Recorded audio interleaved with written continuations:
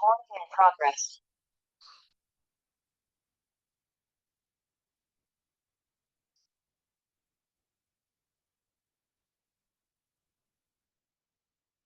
अस्सलाम वालेकुम। I hope आप सब खैरियत से हैं। My name is Syed Khizar Humayun and I am the Enablers ambassador Islamabad, also Enablers wholesale lead. आप सब प्लीज मुझे कंफर्म कीजिए कि आवाज़ आप सबको क्लियर है, मुझे चैट पे बताइए। तो वन बाय वन हम सारी डिस्कशन स्टार्ट करते हैं और उसके बाद फिर हम आज हमारी फर्स्ट क्लास है, तो मेरी कोशिश होगी बिल्कुल बेसिक लेवल से सारी चीज़ें लेके चलूँ।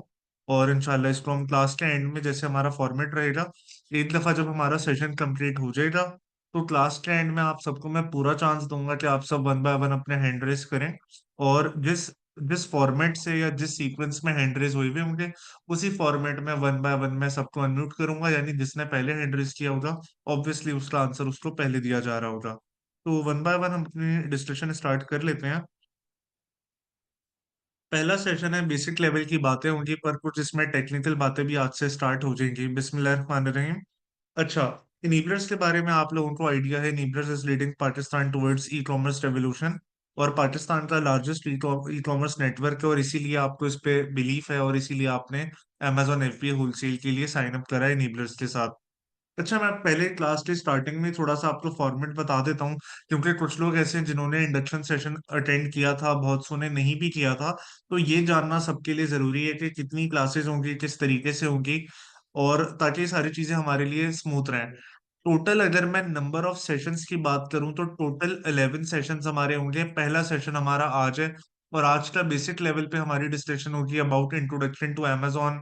अमेजोन पे अकाउंट ओपनिंग की क्या रिक्वायरमेंट्स हैं, क्या प्री रिक्विजिट्स हैं, अच्छे सर्विस प्रोवाइडर कौन से हैं, किनसे क्या काम करवाना है, ये सारी चीजें मैं आपको गाइड करूंगा। इसके बाद अगर मैं क्लास 2 की बात करूं जो नेक्स्ट वीक हमारी होगी, वो होगी it will be about basics of Amazon, terms and categories के बारे में, कि अमेजोन में कौन सी इंपॉर्टेंट टर्म्स हैं, कौन सी इंपॉर्टेंट टर्मिनोलॉजीज हैं, थ्योरेटिकल लेवल पे, ताकि आपको चीजें पता हो, ताकि आप आगे अच्छे तरीके से चीजें समझ सकें। क्योंकि बहुत सारे लोग यहाँ पर ऐसे होंगे जिनके लिए अमेजोन या ई कॉमर्स बिल्कुल नई दुनिया है।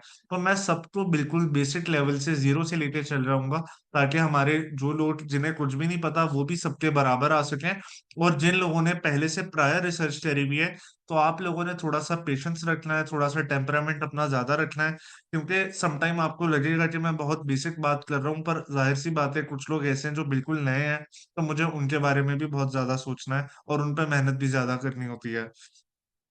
इसके बाद सेशन नंबर 3 में हम डिस्कस करेंगे, यानी सेशन 3 से प्रैक्टिकल स्टार्ट हो जाएगा, कि आपने कौन से टूल्स यूज करने हैं, कौन से सॉफ्टवेयर यूज करने हैं, उनकी इम्प्लीमेंटेशन कैसे होती है प्रोडक्ट हंटिंग के हवाले से, आपका क्राइटेरिया क्या होता है प्रोडक्ट सिलेक्शन का। आपको ये तो बेसिक लेवल की बात पता है कि प्रोडक्ट हमने मार्केट में प्रोडक्ट रीसेलिंग करनी है, तो रीसेलिंग के लिए प्रोडक्ट जो भी बेचना है उसको सेलेक्ट कैसे करना है, उसको फाइनलाइज कैसे करना है। इसके अलावा फिर क्लास नंबर 4 हमारी होगी एडवांस प्रोडक्ट हंटिंग के बारे में, क्योंकि प्रोडक्ट रिसर्च इटसेल्फ एक बड़ा टॉपिक है, इसमें टाइम लगता है। तो फिर हम different type of advance techniques पे बात करेंगे कि प्रोडक्ट हंटिंग किस किस तरीके से की जा सकती है। इसके बाद सेशन 5 हमारा होगा in depth in detail product analysis के हवाले से, कि आपने प्रोडक्ट हंट किया, प्रोडक्ट रिसर्च करके प्रोडक्ट तो फाइनलाइज किया है, पर क्या उस प्रोडक्ट में इतना दम है कि हम उसको वाकई में परचेजिंग की तरफ जाएं और सप्लायर से बातचीत शुरू करें। तो ये चीज क्लास 5 में क्लियर होगी। इसके अलावा आपको पता है आपने इन्वेंट्री खरीदनी है, तो इन्वेंट्री खरीदनी कहाँ से, किस सप्लायर से खरीदनी है, सप्लायर के पास अकाउंट कैसे ओपन होना है, ये चीज प्रैक्टिकली हम क्लास 5 में करेंगे। फिर इसके बाद क्लास नंबर 6 हमारी होगी, कि जो प्रोडक्ट फाइनल हो गया, जिस सप्लायर के साथ हमारा अकाउंट भी सेटअप हो गया, इन्वेंट्री खरीदनी कैसे है, बार्गेनिंग करके अपनी अमाउंट कैसे सेव की जा सकती है, थोड़ा सा यानी बचत हो जाए, थोड़ा सा बार्गेनिंग करने से निगोशिएशन की जा सकती है, कैसे होती है, क्लास 6 में हम डिस्कस करेंगे। क्लास नंबर 7 में फिर हम ये अंडरस्टैंडिंग हमारी डेवलप होगी कि हम पाकिस्तान में हमारा पूरा कारोबार किसी दूसरे मुल्क में हो रहा है, तो वेयर हाउसिंग को कैसे मैनेज करना है, शिपमेंट कैसे मैनेज किए जाते हैं, लॉजिस्टिक्स की हैंडलिंग कैसे होती है, ये सारी चीजें हमें क्लास नंबर 7 में डिस्कस करनी है। इसके बाद क्लास 8 हमारी होगी अबाउट अमेजोन इंटरफेस, के सेलर सेंट्रल अमेजोन अकाउंट आप बना तो लेते हैं, उसके एक एक टैब का क्या मतलब है, वो किस तरीके से मैनेज किया जा सकता है, ये सारी बातें हम लोगों ने डिस्कस करनी है। ठीक है।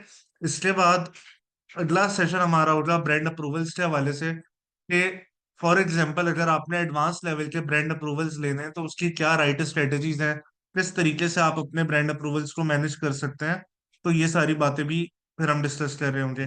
इसके बाद आप लोगों की इसके बाद आप लोगों की एक बड़ी इंपॉर्टेंट क्लास होगी प्रेजेंटेशन एंड कम्युनिकेशन के हवाले से। बहुत सारे लोगों को कम्युनिकेशन में प्रॉब्लम्स होते हैं और होलसेल एक ऐसा मॉडल है जहाँ पे कम्युनिकेशन की बहुत ज्यादा नीड है। तो आप सब लोगों के लिए कम्युनिकेशन स्किल्स को इम्प्रूव करना बहुत ज्यादा जरूरी होगा। तो ये भी हमारे लिए काफी ज्यादा एक इम्पोर्टेंट टॉपिक होने वाला है। इसके बाद अक्सर लोग सुनते हैं कि हमारे अकाउंट में प्रॉब्लम आ गया, हमसे गलती हो गई, क्या प्रॉब्लम्स हमारे से हो सकते हैं। तो amazon की अकाउंट हेल्थ पे भी आपकी बाकायदा पूरी क्लास होगी कि अपने amazon के अकाउंट की हेल्थ को कैसे राइट स्ट्रेटेजी के साथ आप मेंटेन कर सकते हैं, किस तरह से इसको अच्छे तरीके से आप मैनेज कर सकते हैं, और अल्लाह ना करे कोई वॉयलेशन हो जाए, अगर खुदा ना खास्ता कोई वॉयलेशन हो जाए तो उस वॉयलेशन को कैसे रिमूव किया जा सकता है, उसको कैसे मैनेज किया जा सकता है। ये सारी चीजें हम लोगों ने वन बाय वन डिस्कस करनी है। और साथ ही साथ यहाँ पर एक आपके लिए नोट भी मेंशन्ड है, express launch will be carried on during the sessions. इसका मतलब यह है कि प्रोडक्ट हंटिंग लाइव आपके साथ में क्लासेस में करूंगा, प्रोडक्ट एनालिसिस प्रैक्टिकली आपके साथ कर रहूंगा, आपके सामने मैं एक प्रोडक्ट को ऑर्डर भी करूंगा, उसका शिपमेंट प्लान बनाना, उस इन्वेंट्री को अमेजोन के वेयर हाउस तक पहुंचाना, हर चीज लाइव आपको शो करवाई जा रही होगी प्रैक्टिकल, और आपको हर चीज के टास्क और असाइनमेंट भी दिए जा रहे होंगे। तो यह आप लोगों का एक तरह से आप कह लें पाथवे है। इसके बाद थोड़ा सा अपने बारे में बताता चलूं, काफी लोगों को मेरे बारे में पता भी है, सैयद खिजर हमायूं मेरा नाम है। इनेबलर्स में मैं काफी अरसे से मौजूद हूँ, और इनेबलर्स में मैं होलसेल डिपार्टमेंट का कंट्री हेड भी हूँ, और साथ साथ वॉलमार्ट का भी कंट्री हेड हूँ इनेबलर्स में। इसके अलावा इनेबलर्स इस्लामाबाद का एम्बेसडर भी हूँ, पिछले 5 साल से अमेजोन पे एटलेफ सेलर हूँ, वॉलमार्ट पे भी ऑलमोस्ट मोर देन 1 ईयर हो चुका है मुझे सेलिंग करते हुए, और अल्हम्दुलिल्लाह कंसिस्टेंट रिजल्ट्स हैं, $500 million की एनुअल सेल्स मेरी जनरेट हो रही होती हैं। तो ये मेरा एक ब्रीफ सा इंट्रोडक्शन था। बाकी आप लिंक्डइन पे मुझे फॉलो कर सकते हैं, सैयद खिजर हमायूं आप लिखेंगे मेरा प्रोफाइल, मेरा पूरा बैकग्राउंड भी आपको वहां से मिल जाएगा। तो ये कुछ हमने बेसिक लेवल की बात की है कि हमारे कितने सेशंस होंगे और क्या क्या चीजें कवर हो रही होंगी। ये तो सिर्फ बेसिक लेवल की मैंने आपको हेडिंग्स बताई हैं। जब हम इन चीजों पे बात करेंगे तो आप खुद भी देखेंगे कि एक एक टॉपिक को कितने डिटेल में डिस्कस किया जा रहा है प्रैक्टिकल वे में। प्लीज मुझे चैट पे कंफर्म कर दीजिए, यहाँ तक सारी बात आप सबको क्लियर है? प्लीज मुझे चैट पे कुछ लोग कंफर्म कीजिए, चलें, थैंक यू। अच्छा, एक और इम्पोर्टेंट बात, मैंने आप लोगों से बताया था कि मेरी कुछ फैमिली कमिटमेंट थी जिसकी वजह से मुझे ये वाली पहली क्लास फ्राइडे को रखनी पड़ी है, और आप लोगों से मैं चॉइस नहीं करवा सका टाइम की। पर इंशाल्लाह जैसे आप सबको पता है कि आप लोगों का व्हाट्सएप ग्रुप बन चुका है, तो व्हाट्सएप ग्रुप में मैं मंडे को एक पोल अनाउंस करूंगा जिसमें मैं आप लोगों के लिए 2 टाइम स्लॉट सेट कर दूंगा सैटरडे के लिए, कि कौन सा टाइम आप लोगों के लिए ज्यादा फीजिबल है। तो जिस टाइम पे ज्यादा वोट्स आ रहे होंगे अल्टीमेटली उसी को हम फॉलो करेंगे, और वही फिर हमारा फिक्स टाइम एवरी सैटरडे चलता रहेगा। सिर्फ ये पहली क्लास में थोड़ी सी हमारी आप कह लें कि मुझे आपसे बगैर पूछे क्लास एक डिफरेंट डे पे रखनी पड़ी है। पर आने वाले दिनों में चीजें बड़ी स्मूथ तरीके से हमारी चलेंगी और आप लोगों को कोई परेशानी इंशाल्लाह नहीं होगी। व्हाट्सएप ग्रुप का टाइम मंडे टू थर्सडे रहा करेगा, दोपहर 12 से शाम 6 बजे, ताकि क्लास के हवाले से कोई क्वेश्चंस हो तो आप लोग वहाँ व्हाट्सएप ग्रुप में भी मेरे से पूछ सकें, और उस पर इंशाल्लाह डायरेक्टली मैं और मेरी टीम ही आपको रिस्पॉन्स कर रही होगी। अच्छा, यहाँ पे कुछ नॉर्मल बेसिक लेवल की इंस्ट्रक्शंस हैं जो आप सब समझदार लोग हैं, बताने की जरूरत नहीं है, but still as a part of SOP मैं यहाँ पे बता देता हूँ। Take all the sessions with concentration, be respectful towards each other, private messages to the trainers are not allowed, no irrelevant messages, no frustrated messages, no repeat session, work hard and always do your best, listen to your instructor, raise your hand whenever you would like to speak। ये बिल्कुल basic level की बातें हैं कि जब भी आपने classes अपनी अटेंड करें तो बड़ी अटेंटिवली आपने क्लासेस अटेंड करनी है, ताकि हर बात आपको अच्छी तरीके से समझ आ रही हो। एक दूसरे की रिस्पेक्ट का खास ख्याल रखना है आप लोगों ने, क्योंकि व्हाट्सएप पे समटाइम कोई सवाल पूछता है ना, तो कोई किसी का मजाक बना देता है, तो ये चीज बड़ी गलत लगती है। तो मैं यहाँ पे क्लास में ऐसा माहौल चाहता हूँ जिसमें सब लोग एक दूसरे को मोटिवेट करें कामयाब होने के लिए, एक दूसरे की रिस्पेक्ट करें, ऐसा माहौल रखें कि क्लास में किसी को ये ना हो कि मैंने अगर सवाल पूछा तो कोई मेरा मजाक बनाएगा। नहीं, हमें एक ऐसा माहौल क्लास में रखना है अपने व्हाट्सएप ग्रुप में कि खुले दिल से आप सवाल पूछें काम के हवाले से, और मैं आप लोगों को रिस्पॉन्स करूं, किसी को ये घबराहट ना हो कि कोई दूसरा मेरा मजाक बनाएगा। इस चीज का खास ख्याल रखना है। इसके अलावा व्हाट्सएप ग्रुप का पर्पस हमारा ट्रेनिंग के हवाले से है, अमेजोन के हवाले से, तो वहां पे इररेलेवेंट और फ्रस्ट्रेटेड मैसेजेस नहीं होने। ये ऐसा नहीं होना चाहिए कि गुड मॉर्निंग गुड इवनिंग के मैसेजेस, फॉरवर्ड मैसेजेस वहां पे आ रहे हैं, पॉलिटिकल डिस्कशन हो रही है, तो इस तरह की कोई चीज वहां पे नहीं होनी चाहिए।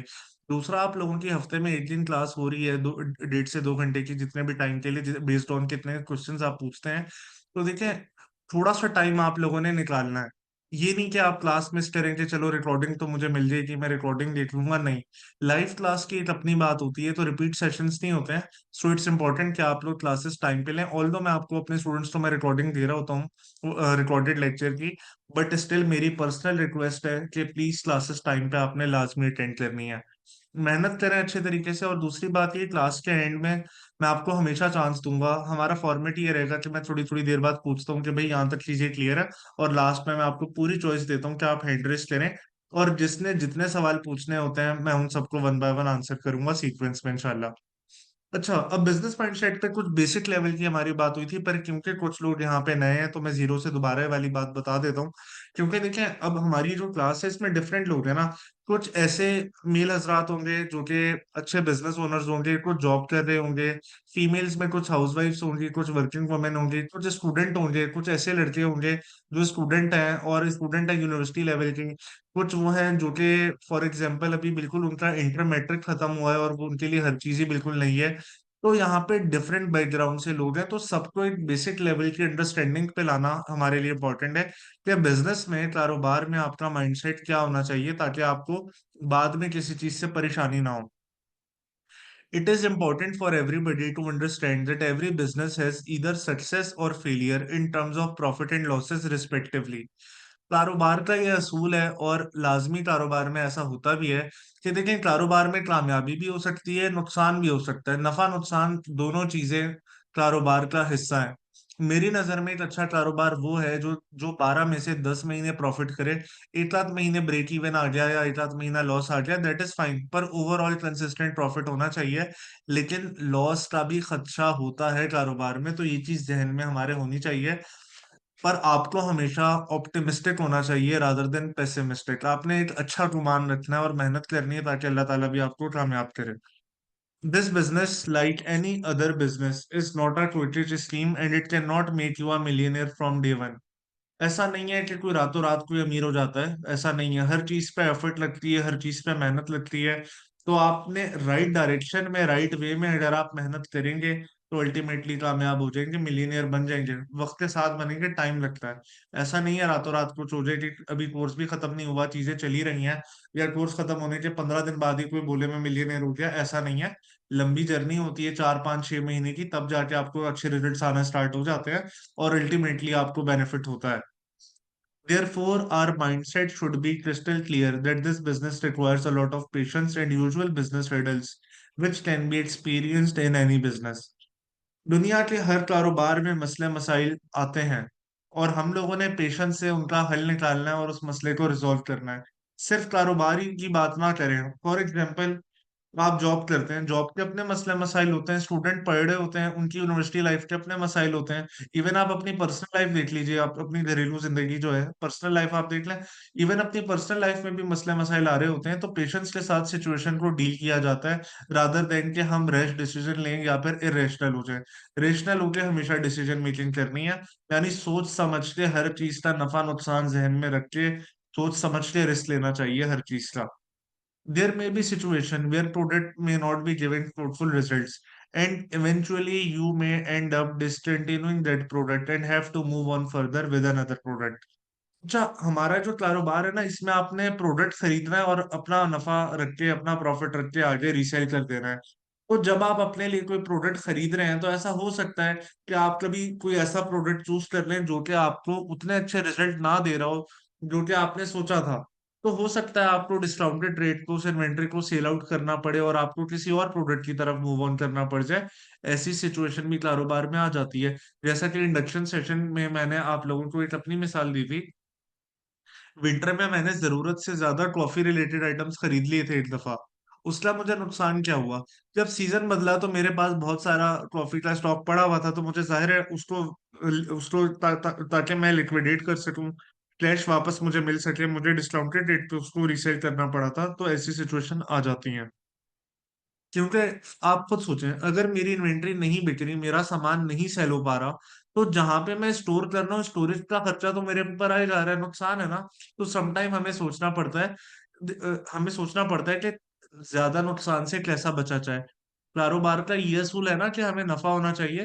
तो कारोबार का एक असूल ये भी है कि हमें ज्यादा नुकसान से खुद को बचाना चाहिए। यानी जब पता होना कि नुकसान ही होना है, तो फिर ये कोशिश होनी चाहिए कि किस तरह से नुकसान को कम किया जा सकता है। ये बात हमारे जहन में होनी चाहिए। इसके बाद अब हम बात कर लेते हैं थोड़ी सी सक्सेस रेट के हवाले से।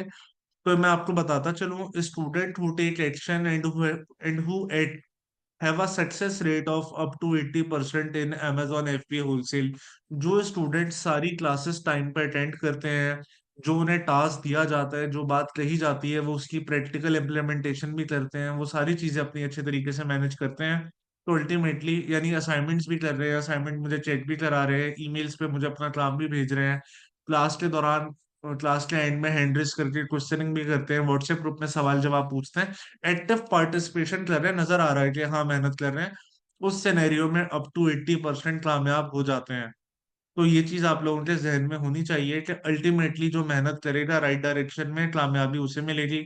जो मेहनत नहीं करेगा, जो एफर्ट्स नहीं करेगा, उसके लिए चीजें मुश्किल हो सकती हैं। इसके अलावा आपके माइंडसेट के हवाले से कुछ मजीद इंपॉर्टेंट बातें आपसे करता चलूं। You need to be a risk taker. मैं आपको वो वाला रिस्क टेकर कभी भी नहीं बोल रहा, वो जो बोलते हैं ना कि हम अपनी कश्तियां जला के आए हैं, डू और डाई सिचुएशन वाली। ऐसा ऐसा बिल्कुल भी नहीं होना चाहिए।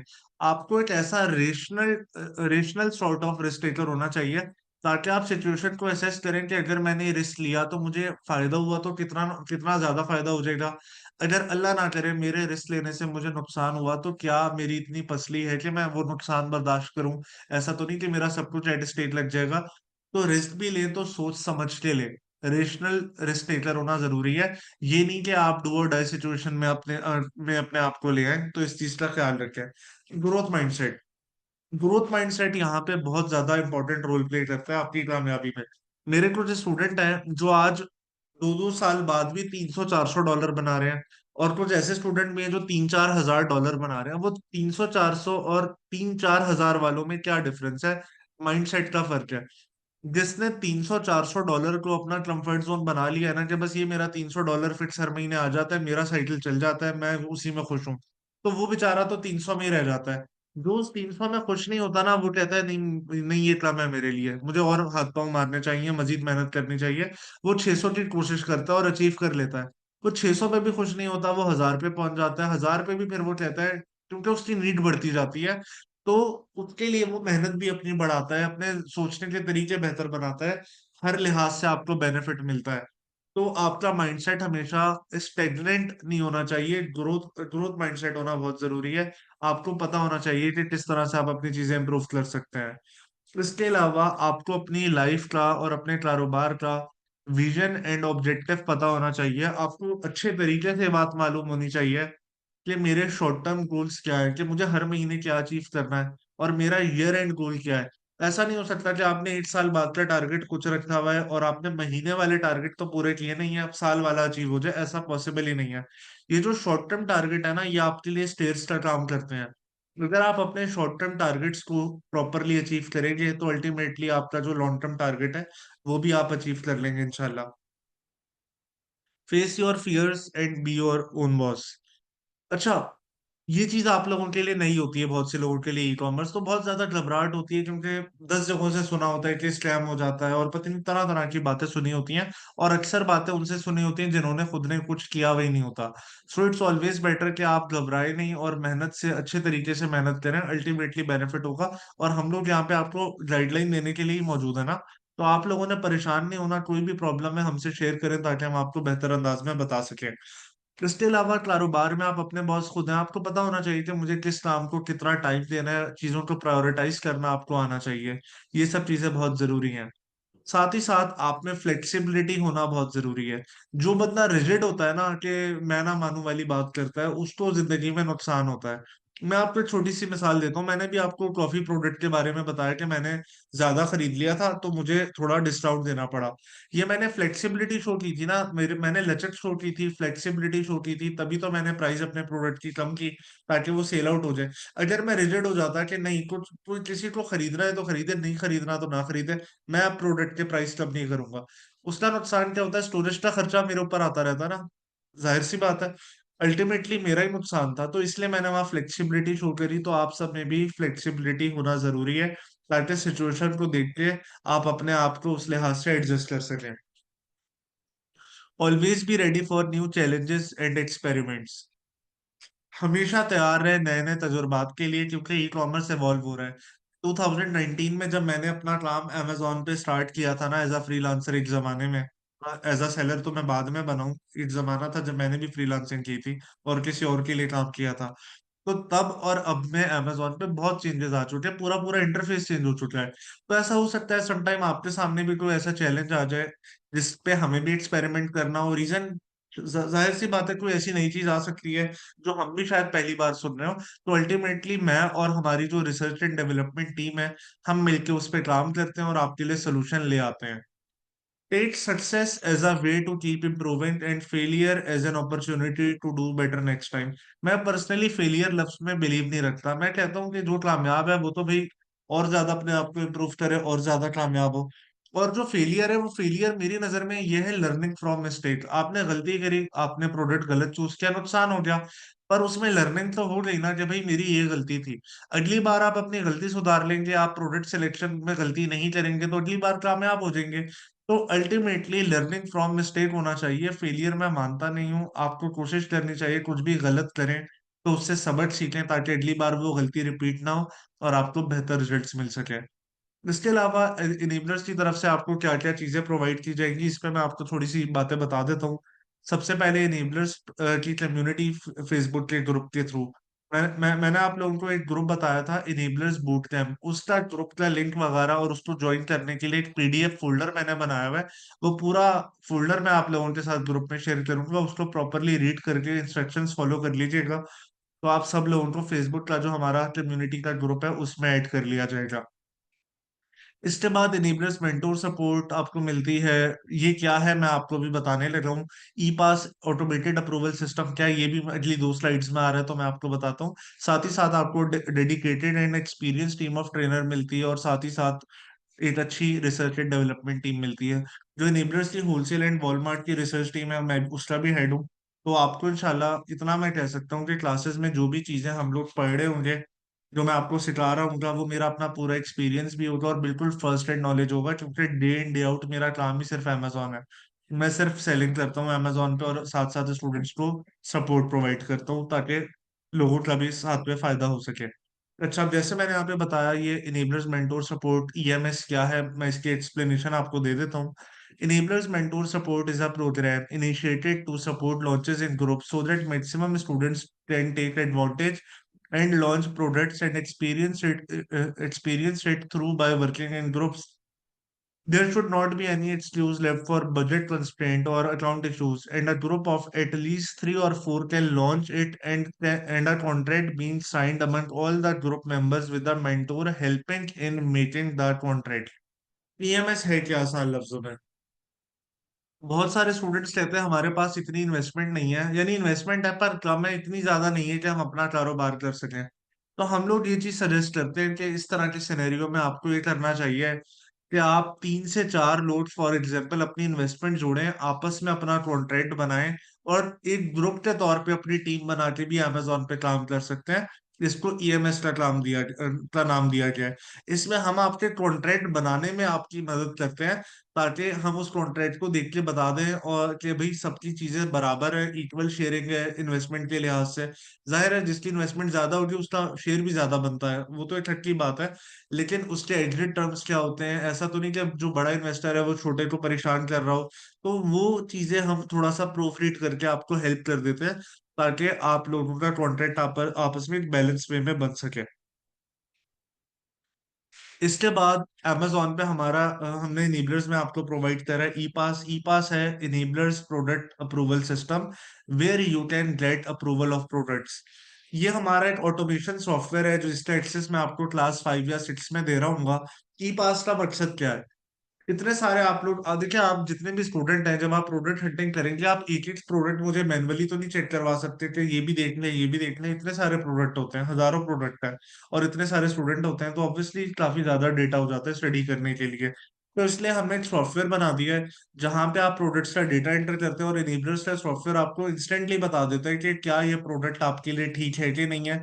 ये कैसे काम करता है, जब राइट राइट टाइम आएगा तो वो मैं बताऊंगा।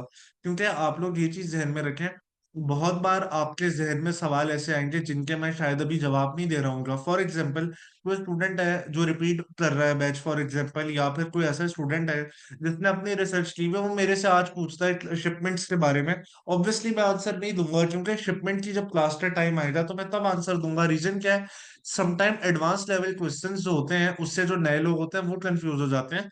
तो वक्त के साथ मैं उन सवालों का भी जवाब देना स्टार्ट करूंगा, तो इसीलिए मैंने ई पास की भी आपको एग्जाम्पल दी कि इसकी मजीद जो आप कह लें इलस्ट्रेशन या फिर इसकी एक्सप्लेनेशन राइट टाइम पे दूंगा, ताकि हर कोई कंफ्यूज ना हो यहाँ पर। इसके बाद कुछ तरीके मैं आपको बता देता हूँ। इनेबलर्स की कम्युनिटी से आप हेल्प कैसे ले सकते हैं, ये वाली बात भी रिपीटिशन है, ऑल्दो इंडक्शन में मैंने डिस्कस किया था कि क्लास के बाद आप लोग हमेशा उसके जो फ्रीक्वेंटली आंसर्ड क्वेश्चंस होते हैं उनको जरूर रीड करें। फॉर एग्जांपल, क्लास खत्म हुई है, एक दफा रिकॉर्डिंग सुने, हो सकता है आपके जहन में जो सवाल आया हो उसका जवाब आपको उसकी रिकॉर्डिंग सुनने में ही दोबारा मिल जाए। अगर आपके जहन में कोई और सवाल है और आपको वहां जवाब नहीं मिला, तो फिर आपको जिस ग्रुप में ऐड किया जाएगा फेसबुक पे, जिसका नाम है इनेबलर्स बूट कैंप, आप वहां पे अपना सवाल पूछ सकते हैं। मैं और मेरी सपोर्ट टीम आपको वहां पे रिस्पॉन्स दे रही होगी, तो आपको परेशानी नहीं होगी। इसके अलावा अगर आप अपने मेन टॉपिक से हटके कोई और टेक्निकल सवाल पूछना चाहते हैं, क्योंकि आप मेरे से तो होलसेल या वॉलमार्ट पे सवाल पूछेंगे, मैं बता दूंगा, पर टिकटॉक पे मैंने काम नहीं किया हुआ। इसी तरह दुनिया में और भी मार्केट्स हैं, कोई शॉपिफाई का सवाल कर सकता है। तो उसके लिए फिर हमारा एक सेपरेट ग्रुप है जिसका नाम है ई कॉमर्स बाय नीबलर्स, तो आप चाहें तो यहाँ पे भी सवाल पूछ सकते हैं। इसके अलावा आपके व्हाट्सएप ग्रुप भी आपने देखा होगा, मैंने आप सबको ऐड किया है, वहां पे मैं अपना सपोर्ट टीम मेंबर भी ऐड करूंगा जिसको स्टूडेंट स्टेटस मैनेजर कहते हैं। समटाइम मैं नहीं हूं तो मेरा जो एसएसएम है, यानी स्टूडेंट स्टेटस मैनेजर, वो मेरे बिहाफ पे आपको रिस्पॉन्स दे रहा होगा, ताकि आपको सीमलेस सपोर्ट मिल सके। और अगर कोई बहुत ज्यादा इमरजेंसी सिचुएशन है तो फिर उस सिनेरियो में आप मेरे से डायरेक्टली भी बात कर सकते हैं। पर मेरी रिक्वेस्ट होती है, इमरजेंसी सिचुएशंस ना ही बनाए तो बेहतर है। कोशिश करें ग्रुप टाइमिंग में ही मेरे से सवाल पूछें। मुझे प्लीज अभी आप लोग कंफर्म कर दीजिए, अभी तक यहाँ तक सारी बातें क्लियर है, ताकि अब हम अपने मेन टॉपिक की तरफ आ जाएं। जी प्लीज मुझे मजीद कुछ लोग बता दीजिए। चले, थैंक यू सो मच। अच्छा, अब इसके बाद थोड़ी सी हम बात कर लेते हैं कि बजट बजट कितना होना चाहिए अगर आप अपना कारोबार करना चाहते हैं। क्योंकि देखें, इस बैच में दो तरह के लोग होंगे। एक तो वो होंगे जो इन्वेस्टर, यानी तीन तरह के लोग होंगे। पहले वो होंगे जो अपना कारोबार खुद स्टार्ट करना चाहते हैं और खुद से मैनेज करना चाहते हैं।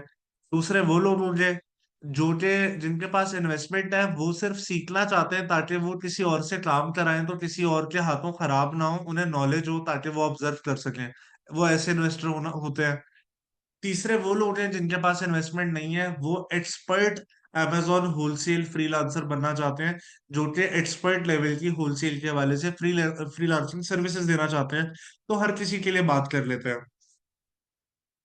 आप में से कोई ऐसा बंदा जो फ्रीलांसर बनना चाहते हैं, तो उन्हें तो किसी बजट वगैरह की जरूरत नहीं है।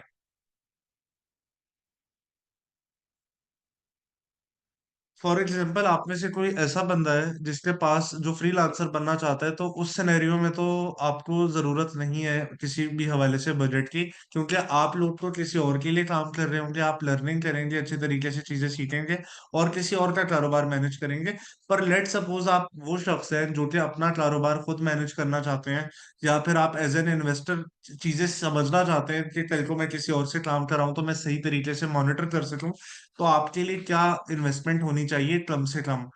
मैं आमतौर पे कहता हूँ यूएस मार्केट के लिए कम से कम $5,000 या उससे ज्यादा की इन्वेस्टमेंट हो तो अच्छी बात है। ऐसा नहीं है कि $2,000 या $3,000 से कारोबार नहीं हो सकता है प्रॉफिट कम होगा। पर मैं कहता हूँ मैं कहता हूँ कम से कम आपको 500-600 डॉलर तो बनना चाहिए ना, या इससे ज्यादा बनना चाहिए। तो उसके लिए कम से कम कोशिश करनी चाहिए कि अप टू 4 और 5,000 डॉलर अपनी इन्वेस्टमेंट रखें। जितनी इन्वेस्टमेंट बेहतर होगी उतनी बेहतरी होगी, और ये स्टार्टिंग की बात है। मैक्सिमम कितना बजट हो सकता है तो वो आपके अपने ऊपर है। आप 50,000 डॉलर इन्वेस्ट कर लें, आप 1 मिलियन डॉलर कर लें, आपकी मर्जी है कि आपकी अपनी बजट रेंज क्या है। पर मिनिमम मैं बात कर रहा हूँ, कोशिश करें आइडियली 5,000 करें। ऑल दो इससे कम पे भी स्टार्ट हो सकता है, पर मेरी रिकमेंडेशन होती है कि कम से कम 5,000 डॉलर या इससे ज्यादा इन्वेस्टमेंट हो तो बेहतर है। अगर आप यूरोपियन मार्केट की बात करें तो वहां पे भी तकरीबन आप कह लें 3,500 पाउंड की बात कर रहा हूँ मैं, या यूरोस की। अगर आप कन्वर्ट करें तो वो 4,000 5,000 डॉलर ही बन जाता है ऑलमोस्ट। तो कम से कम यहाँ पे भी 4,000 डॉलर की इन्वेस्टमेंट तो आपके पास यूरोपियन मार्केट के लिए भी होनी चाहिए। और अगर मैं थोड़ी सी छोटी मार्केट्स की बात करूं, जैसे ऑस्ट्रेलिया, कनाडा और गल्फ मार्केट है, तो वहां पे 3,000 डॉलर से भी कारोबार आपका एक अच्छे लेवल पे स्टार्ट हो जाता है। पर स्टिल वही बात है, ये स्टार्टिंग की बात है। अगर आप एक अच्छी अच्छी इन्वेस्टमेंट से जाएंगे, जाहिर सी बात है लॉन्ग टर्म में तो आपको रिटर्न भी ज्यादा आएगा। क्योंकि कारोबार में प्रॉफिट तो 10 से 15 16 17% तक ऑन एवरेज रहता है। तो जितनी ज्यादा इन्वेस्टमेंट होती जाहिर है उतनी ज्यादा आपकी बार्गेनिंग पावर भी बढ़ती है जब आप इन्वेंट्री खरीद रहे होते हैं, और आपकी पोजीशन स्ट्रांग रहती है। तो ये कुछ मैंने बजट के बारे में आपसे बात की है। अब हम बात कर लेते हैं amazon के बिजनेस मॉडल्स के हवाले से। यकीनन काफी सारे ऐसे लोग आप में से होंगे जिनका आज बिल्कुल पहला इंटरेक्शन है या पहली क्लास है। तो उन लोगों को मैं थोड़ी सी रेपिटेशन तो है, लेकिन ये बातें बताना जरूरी है। बहुत सारे लोगों ने ई कॉमर्स लफ्ज तो सुना हुआ होता है, पर उन्हें पता ही नहीं होता कि ई कॉमर्स है क्या। तो पहले मैं आपसे शेयर करता हूँ ई कॉमर्स पे भी आने से पहले कि इसमें जो लिखा हुआ है सिर्फ कॉमर्स, ये कॉमर्स होता क्या है। ये जो वर्ड कॉमर्स है ना, इसका मतलब होता है बिजनेस एक्टिविटी या ट्रेडिंग एक्टिविटी। यानी कोई भी कारोबारी एक्टिविटी होती है तो इसको हम कॉमर्स का नाम देते हैं। फॉर एग्जाम्पल, आप किसी जनरल स्टोर पे जाके अपने लिए कोई प्रोडक्ट खरीदते हैं और उसकी पेमेंट कर देते हैं। ये एक बिजनेस ट्रांजेक्शन हुई है ना, कारोबारी एक्टिविटी हुई है, कारोबार हुआ है ना, बिजनेस एक्टिविटी है, तो इसको कॉमर्स कहते हैं। आप किसी बेकरी पे जाते हैं, समोसा लेते हैं, उसकी पेमेंट करें, ये भी कॉमर्स है। तो ये तो कोई भी कारोबारी, फॉर एग्जाम्पल आप सर्विस स्टेशन पे जाते हैं, अपनी गाड़ी सर्विस कराते हैं, पेमेंट आपने करी, ये भी कॉमर्स है, कारोबारी एक्टिविटी हुई है। पर हर वो कारोबारी एक्टिविटी जिसमें इंटरनेट की इन्वॉल्वमेंट आ जाती है, इसको हम ई कॉमर्स का नाम दे देते हैं। अच्छा, उसके पीछे रीजन क्या है मैं आपको बताता चलूं। क्योंकि यहाँ पे इंटरनेट यूज हो रहा है इसलिए इलेक्ट्रॉनिक कॉमर्स भी इसको बोला जाता है। इसकी मिसाल क्या है? फॉर एग्जाम्पल, फूड पांडा। अगर मैं फूड पांडा के बारे में बात करूं आप लोगों से, फूड पांडा से सिंपली आप कोई भी चीज अपने लिए, फूड आइटम अपने लिए घर पे आप लोग ऑर्डर कर लेते हैं। फूड पांडा का राइडर क्या करता है, आपने आपने जो भी प्रोडक्ट ऑर्डर किया हुआ होता है वो आपको डिलीवर कर जाता है, और उसकी पेमेंट आप उस राइडर को कर देते हैं। पर ये फूड पांडा की जो एप्लीकेशन है, क्या ये इंटरनेट के बिना ऑपरेट कर सकती है? नहीं कर सकती। तो ये भी पार्ट ऑफ ई कॉमर्स है। इसी तरह पाकिस्तान में दराज के नाम से सबको पता है, दराज.पी के। दराज से आप अपने लिए कोई भी प्रोडक्ट ऑर्डर करते हैं तो वो या तो कैश ऑन डिलीवरी या जो भी ऑप्शन आप पेमेंट का करें, एनीवेज वो प्रोडक्ट आपके घर के एड्रेस पे डिलीवर हो जाता है, और वो जो पेमेंट वाला राइडर होता है आप उसको पेमेंट कर देते हैं, जो भी शिपमेंट पहुंचाने आपके पास आया होता है, या फिर आपने एडवांस पेमेंट की हुई होती है। पर दराज पे ऑर्डर तो इंटरनेट के थ्रू प्लेस हुआ है, इसीलिए वो भी ई कॉमर्स है। इसी तरह मैं बात करूं आपसे इन ड्राइव ऐप की। एक जगह से ड्राइवर आपको दूसरी जगह पे ट्रांसपोर्टेशन की सर्विसेज दे रहा है, पर वो जो सर्विसेज दे रहा है वो भी तो इंटरनेट की वजह से दे पा रहा है, क्योंकि वो जो एप्लीकेशंस हैं वो इंटरनेट के बिना काम नहीं करती। तो हर वो कारोबारी एक्टिविटी जिसमें इंटरनेट की इन्वॉल्वमेंट आ जाए, इसको हम ई कॉमर्स का नाम देते हैं। इसके बाद अब हम बात कर लेते हैं कि अमेजोन क्या है।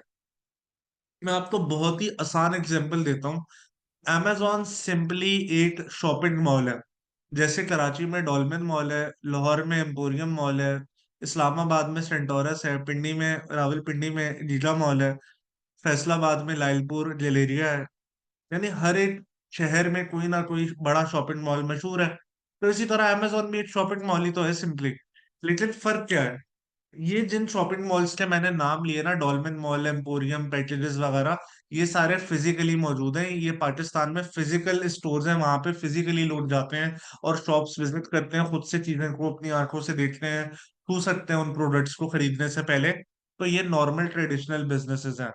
अगर मैं आपसे amazon की बात करूं तो amazon एक ऑनलाइन शॉपिंग मॉल है सिंपली, जहां पर डिफरेंट लोगों ने अपनी शॉप्स बनाई हुई है और वो कारोबार कर रहे हैं, और आप अपने लिए प्रोडक्ट देखते हैं, देख के पसंद करते हैं और अपने लिए प्रोडक्ट खरीद सकते हैं। अब आपने करना क्या है, जब आप ये नॉर्मल शॉपिंग मॉल्स में जाते हैं तो वहां पे भी तो लोगों ने शॉप्स बनाई हुई है ना। आप भी अपनी शॉप बनाने जा रहे हैं। अगर आप एक इन्वेस्टर हैं, आपकी अपनी इन्वेस्टमेंट है, तो या तो आप अपना कारोबार बनाएंगे, वहां पे अपनी शॉप बनाएंगे, और वहां पे आप कोई ना कोई प्रोडक्ट बेच रहे होंगे, या फिर आप किसी की शॉप को मैनेज कर रहे होंगे एज अ फ्रीलांसर। यही तो काम है ना। अल्टीमेटली अमेजोन पे आपने करना क्या है, अमेजोन पे आपने कारोबार करना है, अपनी शॉप बनानी है और आपने प्रोडक्ट बेचने हैं। या फिर अगर आपके पास इन्वेस्टमेंट नहीं है तो किसी और की बनी हुई शॉप को मैनेज करना है सिंपली। किसी की दुकान चलानी है या फिर अपनी खुद की दुकान बना के चलानी है, आसान से लफ्जों में ये बात है। अच्छा, जब आप इन शॉपिंग मॉल्स में जाते हैं, जैसे डॉल्मेन मॉल की बात करें या पेटलेस या सेंटोरस की बात करें, तो जब आप इन शॉपिंग मॉल्स में जाते हैं तो वहां पे दो तरह की शॉप्स आपको नजर आती हैं। पहली तो वो शॉप्स आपको नजर आती हैं जो कि सिर्फ अपने बनाए हुए प्रोडक्ट बेचते हैं, इसको हम प्राइवेट लेबल कहते हैं। किस तरह की मिसाल, फॉर एग्जांपल आप वहां पे लेवाइस के कपड़े देखें, लेवाइस वाला सिर्फ अपने प्रोडक्ट बेच रहा है, डाइनर्स वाला सिर्फ अपने बेच रहा है, ओरेंजा वाला अपने बेच रहा है, निशात वाला अपने बेच रहा है, खाड़ी अपने बेच रहा है, आउटफिटर अपने बेच रहा है। यानी ये सब प्राइवेट लेबल की मिसाल है कि हम अपनी चीज अपने ही नाम से बना के खुद बेचेंगे। इस चीज को प्राइवेट लेबल कहा जाता है, और ये बहुत ही एक आप कह लें हाई बजट मॉडल है, जिसमें हाई रिस्क रिस्क फैक्टर भी ज्यादा है। पर इन्हीं शॉपिंग मॉल में आपको एक और मिसाल भी नजर आती है होलसेल मॉडल की। वहां पे आपने मोबाइल शॉप्स देखी होंगी अक्सर। मोबाइल शॉप्स पे वो Xiaomi के चार्जर भी बेच रहा है, एप्पल के भी सेल कर रहा है, सैमसंग के भी कर रहा है, इन्फिनिक्स के भी कर रहा है। पर वो क्या कोई भी प्रोडक्ट खुद बना रहा है? बिल्कुल भी नहीं। वो खुद नहीं बना रहा, वो तो बना बनाया ब्रांडेड आइटम खरीदता है और अपना प्रॉफिट रख के रीसेल कर देता है। तो हम Amazon पे होलसेल मॉडल में क्या करते हैं, हम अपनी शॉप बनाते हैं और हम ऐसे प्रोडक्ट वहां पे अपना प्रॉफिट रख के रीसेल करते हैं जो कि किसी ब्रांड के बने बनाए प्रोडक्ट होते हैं। बस हम उस ब्रांड से या उसका जो होलसेलर होता है वहां से अपनी इन्वेंट्री खरीदते हैं और अपना प्रॉफिट रख के अमेजोन पे रीसेल कर देते हैं बनी बनाई चीज को। खुद से हमें कुछ नहीं बनाना, कोई ऐड नहीं चलाना। सिंपली एक हमने प्रॉफिटेबल प्रोडक्ट ढूंढा, ब्रांड से राब्ता करके खरीदा और अपना प्रॉफिट मार्जिन रख के रीसेल कर दिया। इसको होलसेल एफबीए कहा जाता है। अच्छा, इसको आपको समझाने के लिए एक ना छोटी सी मिसाल आपको देता हूँ कि होलसेल मॉडल हमारे लिए आसान क्यों है। अब मैं इस्लामाबाद में रहता हूँ, इस्लामाबाद में लेट सपोज कोई मुझे जमीन दे देता है कि आप अपनी शॉप बना लें। अगर मैं अपनी शॉप बनाऊं कपड़े की और मैं नाम रख दूं उसका खिजर क्लोथिंग के नाम से, और मैं अपने बहुत सारे तरह तरह के कपड़े बना के वहां पे रख देता हूँ, तो आप खुद सोचें, शुरू में कोई भी नहीं खरीदेगा। किसी को क्या पता कि खिजर क्लोथिंग के नाम से कोई इस्लामाबाद में दुकान भी है। शायद मैं यूट्यूब एड चलाऊं, चाहे मैं फेसबुक पे शायद एड चला रहा हूँ, हो सकता है मैं उसकी तरह तरह के तरीकों से मार्केटिंग करूं, तब जाके शायद कोई सेल आए। और जरूरी नहीं कि वो कारोबार मेरा तब भी कामयाब हो। कोई गारंटी नहीं है कि मेरा कारोबार ही कामयाब होता है या नहीं होता। लेकिन अगर मुझे उसी जमीन पे एक जनरल स्टोर बनाना हो, मैं नाम रख लेता हूँ Khizar general store let suppose. मैं डे वन पे ऑलपर नूरपुर का ये जो मिल्क होता है ये रख देता हूँ, नेशनल शान के मसाले रख देता हूँ, नेक्स्ट कूला गोरमे वगैरह रख देता हूँ, प्लांटी वगैरह लेज इस तरह के प्रोडक्ट रख देता हूँ। तो डे वन से सेल आ सकती है, क्योंकि लोगों को इस बात से गर्ज ही नहीं होना किसकी शॉप का नाम क्या है। उन्हें तो ब्रांडेड आइटम बना बनाया जिसकी मार्केट में पहचान है वो पड़ा हुआ नजर आ रहा है। तो उन्होंने सिंपली वहां से मेरे से इन्वेंट्री खरीद के रीसेल करने यानी परचेज कर लेनी है कि हमें तो चाहिए, इस बंदे के पास मिल रही है। तो ये मॉडल इसलिए हमारे लिए सेफ हो जाता है क्योंकि यहाँ पे हम ब्रांडेड आइटम वो रीसेल कर रहे होते हैं जिनकी मार्केट में पहले से बड़े लेवल पे पहचान बन चुकी है। तो उन ब्रांड को बिकने के लिए किसी ऐड की जरूरत नहीं होती। बस किसी भी कस्टमर को वो प्रोडक्ट सेल होते नजर आते हैं तो वो खुद ही से वहां पे खरीदने पहुंच जाते हैं। इसकी एक आपको मिसाल दूं, लेकिन प्रॉब्लम ये है कि होलसेल मॉडल में आपकी वो पहचान नहीं बनती जो कि प्राइवेट लेबल में बनती है। इसकी एक छोटी सी मिसाल ले लें। अगर मैं आपसे भी कपड़े के ब्रांड पूछ लूं तो आपको तकरीबन सारे बड़े ब्रांड्स के नाम पता होंगे कि पाकिस्तान में कौन कौन से बड़े कपड़ों के ब्रांड हैं। पर मैं अभी आपसे पूछ लूं कि आपके मोहल्ले में कौन कौन से जनरल स्टोर है, तो आपको शायद दो तीन जनरल स्टोर के नाम आते होंगे। हर किसी का नहीं आता होगा, ऑल दो आप रोज वहां से सामान भी खरीद रहे होते होंगे, पर कभी आपने इतना ज्यादा नाम पर उसके गौर ही नहीं किया होगा। तो आप आइडेंटिटी वाइज बात करें तो प्राइवेट लेबल में आपका नाम बनता है, होलसेल में नाम उस लेवल पे बहुत वक्त के बाद बनता है। पाकिस्तान में मिसालें हैं जैसे मेट्रो है, इम्तियाज है, ये भी तो होलसेल कर रहे हैं, ब्रांडेड आइटम बना बना बना के, सिंपली ब्रांडेड आइटम खरीद के रीसेलिंग कर रहे हैं। तो ये वाली चीज होलसेल मॉडल में अमेजोन पे भी अचीवेबल होती है। मुझे प्लीज चैट पे कंफर्म करें, ई कॉमर्स क्या है, अमेजोन क्या है, प्राइवेट लेबल क्या होता है, होलसेल क्या होता है, होलसेल मॉडल क्यों ज्यादा आसान है और रिकमेंडेड है। यहाँ तक सारी बात क्लियर है आप सबको? प्लीज मुझे चैट पे कंफर्म कीजिए। जी, मजीद कुछ लोग बता दीजिए प्लीज।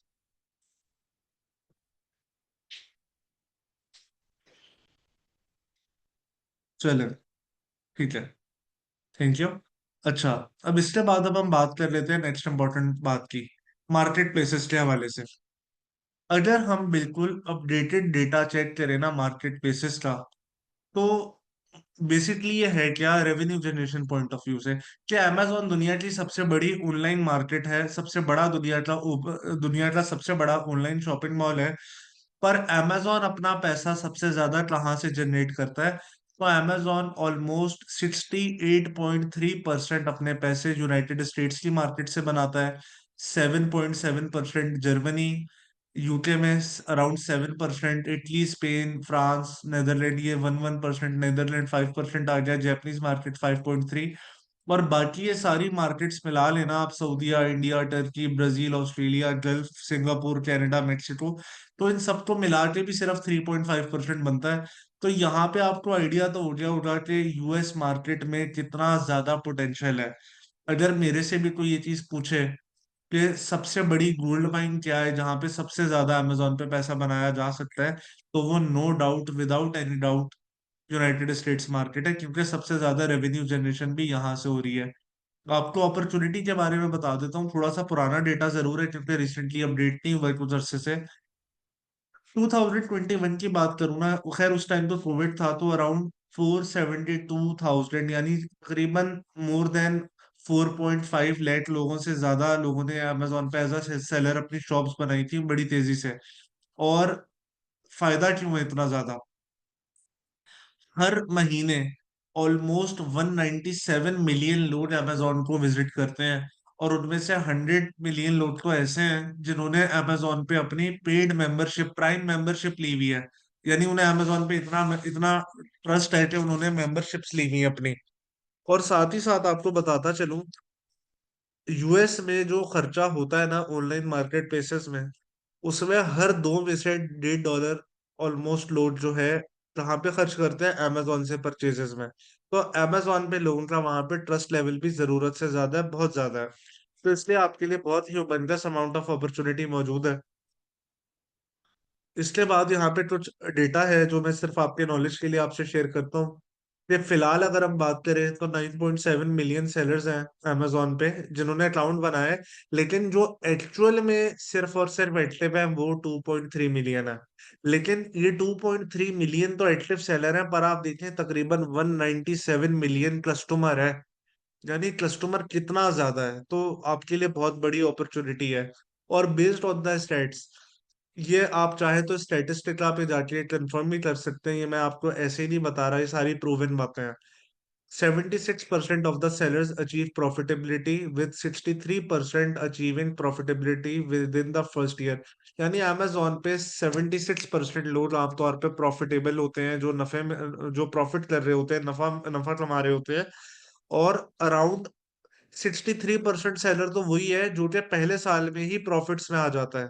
तो आप अंदाजा लगाएं कितना बेनिफिट है इस बात में। 60% सेल्स अमेजोन पे इंडिपेंडेंट सेलर्स कर रहे हैं, यानी जिन्होंने अपनी सिंगल मेंबर कंपनीज बना के मैनेज कर रहे हैं। जैसे मैं हो गया, मेरी अपनी एक एलएलसी है यूएस में, तो मैं उस पर काम कर रहा हूँ, सो मैं एक इंडिपेंडेंट सेलर हूँ। 55% अमेजोन पे सेलर्स वो हैं जो 5,000 से ज्यादा डॉलर्स की सेल तो जनरेट करते ही हैं। यानी अमेजोन की मार्केट प्लेस में से 100 में से 55% सेलर्स वो हैं जो हर महीने $5,000 से ज्यादा की सेल्स जनरेट कर रहे हैं।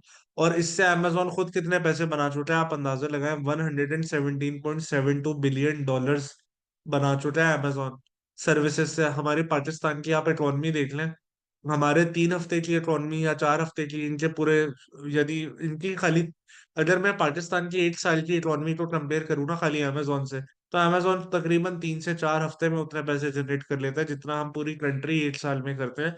तो आप अंदाजा लगा सकते हैं कि अमेजोन में कितना ज्यादा पोटेंशियल है। 61% अमेजोन पे जो सेलर्स हैं वो ऐसे हैं जो कि अल्टीमेटली साथ में इसको स्केल अप करते हैं, अमेजोन के अलावा मजीद मार्केट प्लेसेस पे भी जाते हैं। जैसे मैं अमेजोन के अलावा वॉलमार्ट पे भी काम कर रहा हूँ, ऑल दो अमेजोन के रिजल्ट सबसे ज्यादा अच्छे रहते हैं। तो ये कुछ डेटा था आप लोगों के नॉलेज के लिए। और आप यहाँ पे सेल्स ग्राफ भी कुछ देख सकते हैं पुराना, कि हर साल पिछले से बेहतर रहा है अमेजोन का सेल्स में। हर साल पिछले दफा से ज्यादा रेवेन्यू जनरेट हो रहा है अमेजोन पे, तो इसलिए इसमें रिकमेंडेशन बहुत है हमारी तरफ से। आपको यही सजेशन है कि सही तरीके से होलसेल को किया जाए, तो स्काई इज द लिमिट वाली बात है। और हर मार्केट प्लेस कितना शेयर कर रही है आप देख सकते हैं। और ये ब्लू वाला जो ग्राफ है, ब्लू ब्लू लाइन जो चल रही है, ये बेसिकली यूनाइटेड स्टेट का मार्केट शेयर है। तो आप अंदाजा लगा सकते हैं कि यूएस मार्केट में कितना ज्यादा पोटेंशियल है और क्यों हमें इसी को टारगेट करना चाहिए। नो मैटर आप कहाँ पर है, आप ऑस्ट्रेलिया में बैठे हैं, जर्मनी में बैठे हैं, आप यूएस में बैठे हैं, पाकिस्तान में बैठे हैं, यूके में बैठे हैं, अगर कोई मजबूरी नहीं है तो यूएस मार्केट में ही आप काम करें। कोई बंदा एट विल चाहे कि भाई मैं नहीं, यूएस में नहीं करना चाहता, मैं जहां रहता हूँ वहीं पे करूँ, that is fine, that is different thing, कर सकते हैं। पर अगर रिकमेंडेशन की बात करेंगे ना, तो यूएस मार्केट सबसे अच्छी रहती है। अच्छा, अब अमेजोन पे काम कैसे होता है ये सबके लिए जानना बहुत जरूरी है। मैं कुछ बेसिक लेवल की बातें आपसे आज कर रहा हूँ, advance level Aahista Aahista start होगा, ताकि सब लोग पहले एक सेम लेवल पे आ सके। अमेजोन पे काम होता कैसे? पहली चीज, पहला असूल अमेजोन का समझ लें, जिस कंट्री में आपने सेलिंग करनी है, सामान खरीदना भी वहीं से है। यानी कि अगर मैंने अमेरिका में सेलिंग करनी है, तो मैं अमेरिका से ही प्रोडक्ट खरीदूंगा, अमेरिका में ही बेचूंगा। मैंने गल्फ में करनी है तो मैं गल्फ की होलसेल मार्केट से इन्वेंट्री खरीदूंगा, गल्फ में बेचूंगा। अगर मैंने ऑस्ट्रेलिया में काम करना है तो मैं ऑस्ट्रेलिया से ही सामान खरीदूंगा, ऑस्ट्रेलिया में ही बेचूंगा। मैंने यूके में काम करना है, मैं यूके से खरीदूंगा, यूके में बेचूंगा। यूरोपियन यूनियन की किसी कंट्री में काम करना है, तो यूरोपियन यूनियन की ही किसी कंट्री से इन्वेंट्री खरीदूंगा और वहां पे रीसेल करूंगा। तो आसान लफ्जों में, जिस कंट्री में सामान बेचना है, वो सामान खरीदना भी उसी कंट्री से, ताकि शिपिंग का टाइम आपका बच सके। ऐसा नहीं है कि कहीं और से दुनिया में नहीं खरीद सकते, कर सकते हैं, पर रिकमेंडेशन नहीं है, क्योंकि टाइम भी ज्यादा लगता है, फिर खर्चा भी ज्यादा आता है। अच्छा, अब आपने करना क्या होता है? सबसे पहला काम होता है अपने लिए प्रोडक्ट पसंद करना, फाइनलाइज करना। जब आप प्रोडक्ट चूज करके खरीद लेते हैं, तो फिर आप उस इन्वेंट्री को अमेजोन पे भिजवाते हैं, अमेजोन के वेयर हाउस। अमेजोन अपने वेयर हाउस में आपकी इन्वेंट्री स्टोर करता है। कस्टमर अगर कोई ऑर्डर आपके पास प्लेस करता है, तो अमेजोन खुद ही अपने तौर पे आपकी इन्वेंट्री को पैक करता है और उस कस्टमर तक पहुंचाता पहुंचाता है, और उस कस्टमर से पेमेंट लेके आप तक पहुंचाता है। तो ये सारी चीज अमेजोन खुद मैनेज करता है। और इस चीज को हम कहते हैं फुलफिलमेंट बाय अमेजोन, FBA।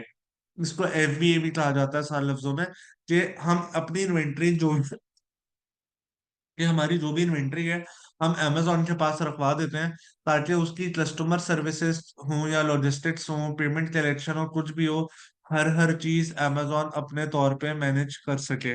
तो ये इस पे कुछ अमेजोन का एक सिंपल वे आप कह लें तरीका है काम करने का। अच्छा, इसके बाद अब हम नेक्स्ट इंपॉर्टेंट बात कर लेते हैं कि यहाँ पे एक और वर्ड लिखा हुआ है, ये FBM क्या होता है। अब ये FBM आसान लफ्जों में ये होता है कि फॉर एग्जांपल मैं अपनी इन्वेंट्री अमेरिका में खरीदता हूँ, लेट सपोज मैंने अमेरिका में कोई third party warehouse hire किया हुआ है, मैं इन्वेंट्री वहां रखवाता हूँ, मैं अमेजोन नहीं भेजना चाहता, तो मैं उस थर्ड पार्टी वेयर हाउस से भी कोई local courier company for example use करके अपनी इन्वेंट्री मैनेज करवा सकता हूँ, कस्टमर तक पहुंचा सकता हूँ। अच्छा, किस तरीके से? सिंपल सा तरीका है, लेट सपोज मेरे वेयर हाउस पे मेरा सामान पड़ा हुआ है, मेरे पास एक ऑर्डर आया, अमेजोन ने मुझे बता दिया कि भाई आपने इन्वेंट्री क्योंकि अपने पास रखी हुई है, हमने आपको ये बता दिया कि ये कस्टमर का ऑर्डर है, ये कस्टमर का नाम पता ये सब दिया हुआ है, एड्रेस वगैरह, आप भिजवाएं। आप अपने वेयर हाउस वाले से कहते हैं, वेयर हाउस वाला कोई लोकल कुरियर कंपनी ढूंढता है, जैसे पाकिस्तान में TCS है, लेपर्ड है, इसी तरह अमेरिका में USPS है, फेडेक्स है, यूपीएस है, तरह तरह की कंपनीज है ना। तो आप सिंपली वहां से वो देखता है कि सबसे सस्ता कोरियर रेट कहाँ से आ रहा है, और वो वहां से मैन्युअली इन्वेंट्री कस्टमर तक पहुंचवा देते हैं, और कस्टमर ऑनलाइन उसकी पेमेंट कार्ड के थ्रू कर देता है। तो ये वाला ऑप्शन भी आप लोगों के पास अवेलेबल है। पर हम हमेशा एफबीए ही आपको ज्यादा सजेस्ट करते हैं, क्योंकि यहाँ पे अमेजोन सारी चीजें ऑटोमेशन के साथ चला रहा होता है। मुझे प्लीज कंफर्म करें, यहाँ तक सारी बात क्लियर है आप सबको?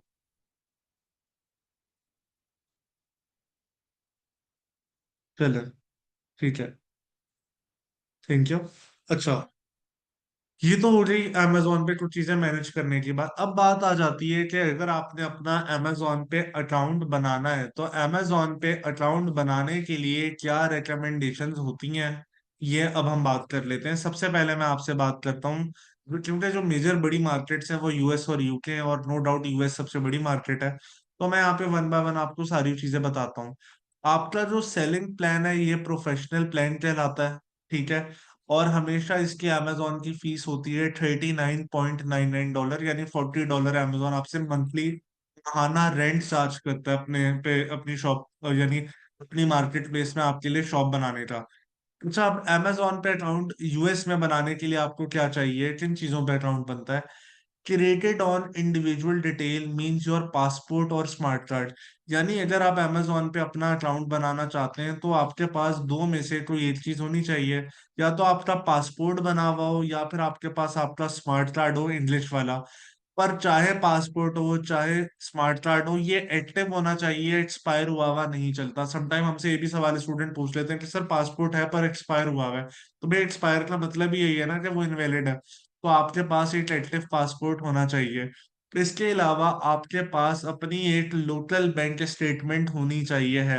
यकीनन आप सबका बैंक अकाउंट होगा, किसी का मिजान बैंक में होगा, किसी का हबीब बैंक में होगा, किसी का एलाइड बैंक में होगा, किसी का जेएस में होगा, किसी का बैंक अल्फला में होगा। पर आपके पास जहां पर भी है, आपने अपना एड्रेस वगैरह अपडेट करवाना है स्टेटमेंट में। आपके एड्रेस में आपका हाउस नंबर लिखा होना चाहिए, आपका सिटी का नाम, प्रोविंस, जिप कोड, और आपकी जो स्टेटमेंट बैंक की तरफ से आपको मिले वो बैंक के लेटर हेड पर भी हो, और उस पे स्टैम्प भी लगा हुआ हो। ये दो चीजें आपके पास होनी चाहिए। इसके अलावा आपने यूएस का फोन नंबर अपने लिए बाई करना होता है, जो आप बाई किया इस टाइप से कर सकते हैं। कैसे करते हैं? बहुत आसान काम है। आपने मोबाइल में प्ले स्टोर से वाई की ऐप इंस्टॉल करनी है, और वहां पे बाय नाउ का बटन होता है, आप अमेरिका कंट्री चूज करके खरीद सकते हैं। ये कुछ ऐसी चीजें होती हैं जिनकी एक एक दो दो मिनट की छोटी छोटी वीडियोस हैं। ये चीजें मैं आपके साथ व्हाट्सएप का आपके जो क्लास ग्रुप है ना उसमें भी शेयर करूंगा। तो आपने वो फॉलो कर लेना है। कोई चीज ना समझ आए तो वो चीज आप मेरे से पूछ भी सकते हैं। इसके बाद जब अकाउंट आपका अमेजोन पे बन जाता है, तो वो आपकी अमेरिका की कंपनी डिटेल्स पे शिफ्ट हो जाता है। यानी कि आपने अगर अमेरिका में कारोबार करना है, तो अमेरिका में कंपनी तो बनवानी है। कंपनी बनवाना जरूरी है। कंपनी में क्या क्या चीजें आती हैं, किससे बनवानी है, वो सब मैं भी आपको बताऊंगा। उस पे आपने परेशान नहीं होना है। इसके बाद अगर आप में से कोई यूके में काम करना चाहता है, तो यूके में अकाउंट आपका बिजनेस डिटेल्स पे बनता है, ठीक है। इंडिविजुअल पे नहीं बनता, बिजनेस डिटेल्स पे बनता है। क्रिएटेड ऑन बिजनेस डिटेल्स, यानी आपकी पहले यूके में कंपनी बनी हुई होनी चाहिए, कंपनी नेम। और साथ ही साथ आपका पासपोर्ट तो आपके पास, या स्मार्ट कार्ड होना भी साथ में जरूरी है। यानी स्मार्ट कार्ड और पासपोर्ट के अलावा आपकी पहले से कंपनी बनी हुई होना यूके में जरूरी है। कंपनी तो अमेरिका में भी टाइम से ही बनवा लेनी चाहिए, क्योंकि 40-45 दिन अमेरिका में भी कंपनी बनने में लगते हैं। किससे बनवानी है वो सब चीजें मैं बताऊंगा आपको। इसके अलावा आपका जो कंपनी का एड्रेस होता है वो आपका बिजनेस एड्रेस होता है। यानी जब आप अमेजोन पे अकाउंट बनाते हैं ना, तो अमेजोन आपसे पूछता है बिजनेस एड्रेस बताएं। बिजनेस एड्रेस ऑब्वियस सी बात है, जो आपका कंपनी एड्रेस होगा वो आपका बिजनेस एड्रेस कहलाएगा। इसके बाद यूके में या जहां पर भी आप रहते हैं, पाकिस्तान में रहते हैं, जहां पे भी रहते हैं, तो जहां पर भी आपकी रेजिडेंस है, तो वो आपका रेजिडेंशियल एड्रेस होगा। तो रेजिडेंशियल एड्रेस आपने फिर वो लिखना होता है जहाँ पे आप रह रहे होते हैं। फिर आपके पास यहाँ पे यूके में भी बैंक स्टेटमेंट होनी चाहिए अकाउंट बनाने के लिए। बैंक स्टेटमेंट आपके रेजिडेंशियल एड्रेस के लिहाज से हो सकती है। फॉर एग्जांपल, आप में से कोई पाकिस्तान में होता है तो पाकिस्तानी स्टेटमेंट होगी, कोई गल्फ में रहता है तो गल्फ की स्टेटमेंट होगी, कोई यूके में रहता है तो उसकी यूके की स्टेटमेंट होगी, कोई जर्मनी में रहता है तो जर्मनी की स्टेटमेंट होगी। यानी जिस एड्रेस पे वो रहता है उसकी बैंक स्टेटमेंट उसी कंट्री के किसी बैंक के लेटर हेड पे होनी चाहिए, जहाँ पे उसका रेजिडेंशियल एड्रेस भी दिया हुआ हो। और फोन नंबर यूके में का भी आप वाई की ऐप या स्टाइप ऐप से खरीद सकते हैं। बहुत आसान है तरीका, मैं आपको थोड़ा सा यहाँ पे बता भी देता हूँ। स्टाइप फोन नंबर, कुछ भी नहीं है, आपने इस तरह खाली लिखना है गूगल पे आर्टिस्ट टाइप फोन नंबर, और आपको यहाँ पर गेट आ लोकल फोन नंबर का ऑप्शन मिल जाएगा इस टाइप के ऊपर। सिंपली आपने इसको क्लिक कर लेना है अपने पास। अब आपने नंबर लेना किस तरह है वो भी मैं आपको यहाँ पे बता देता हूँ, बहुत आसान सा तरीका है। अभी देख लेते हैं यहाँ पे क्या इशू आ गया। चलें, एक मिनट दीजिए।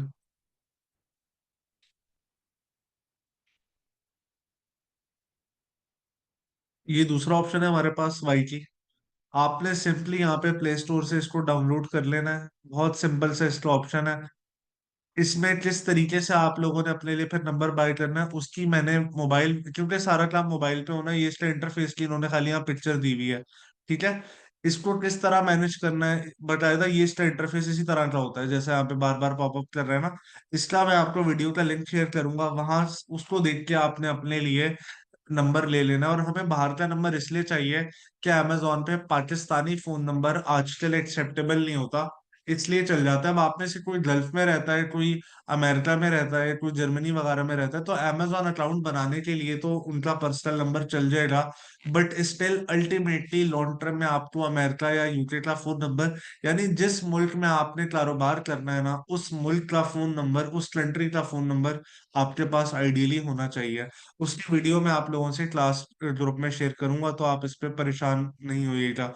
इसके अलावा यहाँ पे अकाउंट ओपनिंग की बात हो रही है। अभी अकाउंट क्योंकि आपने अभी वक्ती तौर पे नहीं बनाना, अकाउंट आपने बनाना है जब आप लोगों की कंपनी वगैरह बन जाएंगी। अभी शुरू में आप में से किसी ने अकाउंट नहीं बनाना होता, जब बनाना होगा तो मैं खुद आपको सिखाऊंगा, अभी लाइव उसकी वीडियो भी बताऊंगा।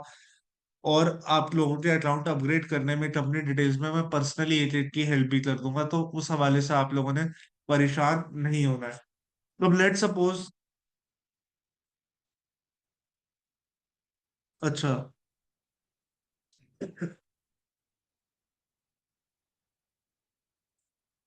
अब मैं आप लोगों से यहाँ पे एक और बड़ी इंपॉर्टेंट बात करूंगा कि यूएस में लेट सपोज आपने अपना अकाउंट बना के एलएलसी पे, यानी अपनी लिमिटेड लाइबिलिटी कंपनी, या आसान लफ्जों में सिंपली अपनी कंपनी पे जब अपडेट करना है, तो आपकी कंपनी की क्या रिक्वायरमेंट होनी चाहिए। आपके पास अमेरिका का फोन नंबर होना चाहिए, जो कि मैंने आपको बताया है। इसके अलावा जो आपका सर्विस प्रोवाइडर होगा ना, जो आपका एजेंट होगा, जो आपके लिए सारा कुछ मैनेज कर रहा होगा, उसका क्या काम है वो आपके लिए पहले, फॉर एग्जाम्पल आप में से कोई एजेंट को कहता है कि भाई मैं अमेरिका में काम करना चाहता हूँ, तो अमेरिका में आप मुझे बताएं कि मुझे काम कहाँ पे करना चाहिए, और आप मुझे क्या क्या सर्विसेज देंगे, मुझे कंपनी बना के देंगे, उसका एड्रेस परचेज करेंगे, क्या क्या करेंगे। तो इस पे अब मैं आपको मजीद डिटेल बता देता हूँ।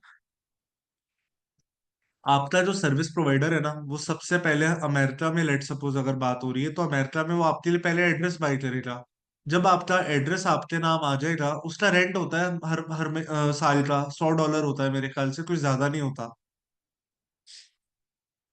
आपके लिए पहले एड्रेस बाय किया जाता है, जब एड्रेस आ जाता है तो फिर उस पर कंपनी फॉर्मेशन होती है, आपकी कंपनी बनती है। यानी आप अमेरिका में कंपनी के मालिक बन जाते हैं। जब आपकी कंपनी बन जाती है तो उसकी लीगल फॉर्मेलिटीज होती है, उसका एम्प्लॉयर आइडेंटिफिकेशन नंबर होता है, कुछ सेल टैक्स का नंबर होता है। ये टैक्सेशन वगैरह की भी बात अभी मैं करूंगा आपसे, लेकिन आसान लफ्जों में आपकी कंपनी बन जाती है। जब आपकी कंपनी बन जाती है तो फिर आपके बिजनेस बैंक अकाउंट बनाए जाते हैं। यहाँ पे मैं नाम भी लिख देता हूँ, अपडेट कर देता हूँ बल्कि। ये दो बैंक अकाउंट्स हैं, जिला एंड पेयोनीर। ये दो बैंक अकाउंट आप लोगों ने अपने बिजनेस डिटेल्स पे बनवाने होते हैं। ये जिसका काम है बना के देना, ये भी आपके सर्विस प्रोवाइडर का काम है। जब ये सारी चीजें रेडी हो जाती हैं, तो उसके बाद जाके आप अपने अमेजोन अकाउंट को बनाते हैं, और अपने अमेजोन अकाउंट को फिर बन जाने के बाद अपनी कंपनी डिटेल्स पे अपडेट करते हैं। जब आपके अकाउंट को कंपनी डिटेल्स पे अपडेट करने का वक्त आएगा, तो वो काम मैं खुद स्क्रीन शेयरिंग पे आप लोगों के साथ करवाऊंगा, क्योंकि हर किसी का सिनेरियो डिफरेंट होता है। तो जिसको मेरी जब जरूरत होगी उस लिहाज से मैं इस चीज को मैनेज करवाऊंगा। It is recommended to create Amazon account on your individual personal residential address and later update on LLC details. और Amazon पे तो देखिए, अकाउंट बनाने के लिए सिर्फ और सिर्फ आपके पास पासपोर्ट और आपकी लोकल बैंक स्टेटमेंट और एक यूएस का फोन नंबर होना काफी है। पर प्रॉपर वे में होलसेल का कारोबार करने के लिए आपकी अमेरिका में कंपनी होना जरूरी है। अगर आप यूके में करना चाहते हैं तो यूके में लिमिटेड कंपनी होना जरूरी है। तो कंपनी बनाना तो मैंडेटरी है अपने काम करने के लिए। चाहे आप अमेरिका में काम करें, चाहे जो है आप यूके में काम करें, चाहे आप ऑस्ट्रेलिया में काम करें, चाहे आप कनाडा में काम करें, चाहे आप जर्मनी में काम करें, जिस कंट्री में कारोबार करना है वहां पे कंपनी तो अपने नाम पे बनवानी ही पड़ेगी। यूके की भी बात करें तो आपका सर्विस प्रोवाइडर आपके लिए क्या करेगा? सर्विस प्रोवाइडर सबसे पहले आपके लिए यूके का एड्रेस आपसे आपको अरेंज करके देंगे। ठीक है। अगर आप वहां पे रह रहे होंगे तो ऑब्वियसली वो आपके लिए फिजिकली या यूनिक एड्रेस आपके लिए बाय करेंगे। जब आपका एड्रेस बाय हो जाएगा तो आपका सर्विस प्रोवाइडर उस एड्रेस पे आपकी कंपनी बना के देंगे। उसके बाद वो आपके बिजनेस बैंक अकाउंट बनाएंगे ट्रांसफर वाइज या और पियोनियर के। और एंड में जाके आपका अमेजोन अकाउंट बनेगा। और ये जो एलएलसी वाला काम है ये किन लोगों ने करना है? जो इन्वेस्टर है, जो अपना कारोबार करना चाहते हैं। जो आप में से वो लोग आप में से जो वो लोग हैं जो कि फॉर एग्जांपल सिंपल फ्रीलांसर बनना चाहते हैं, उन्हें अपनी कंपनी वगैरह बनाने की जरूरत नहीं होती। कंपनी बनवानी उन लोगों ने होती है जिन्होंने अमेजोन पे अपना खुद का काम करना होता है।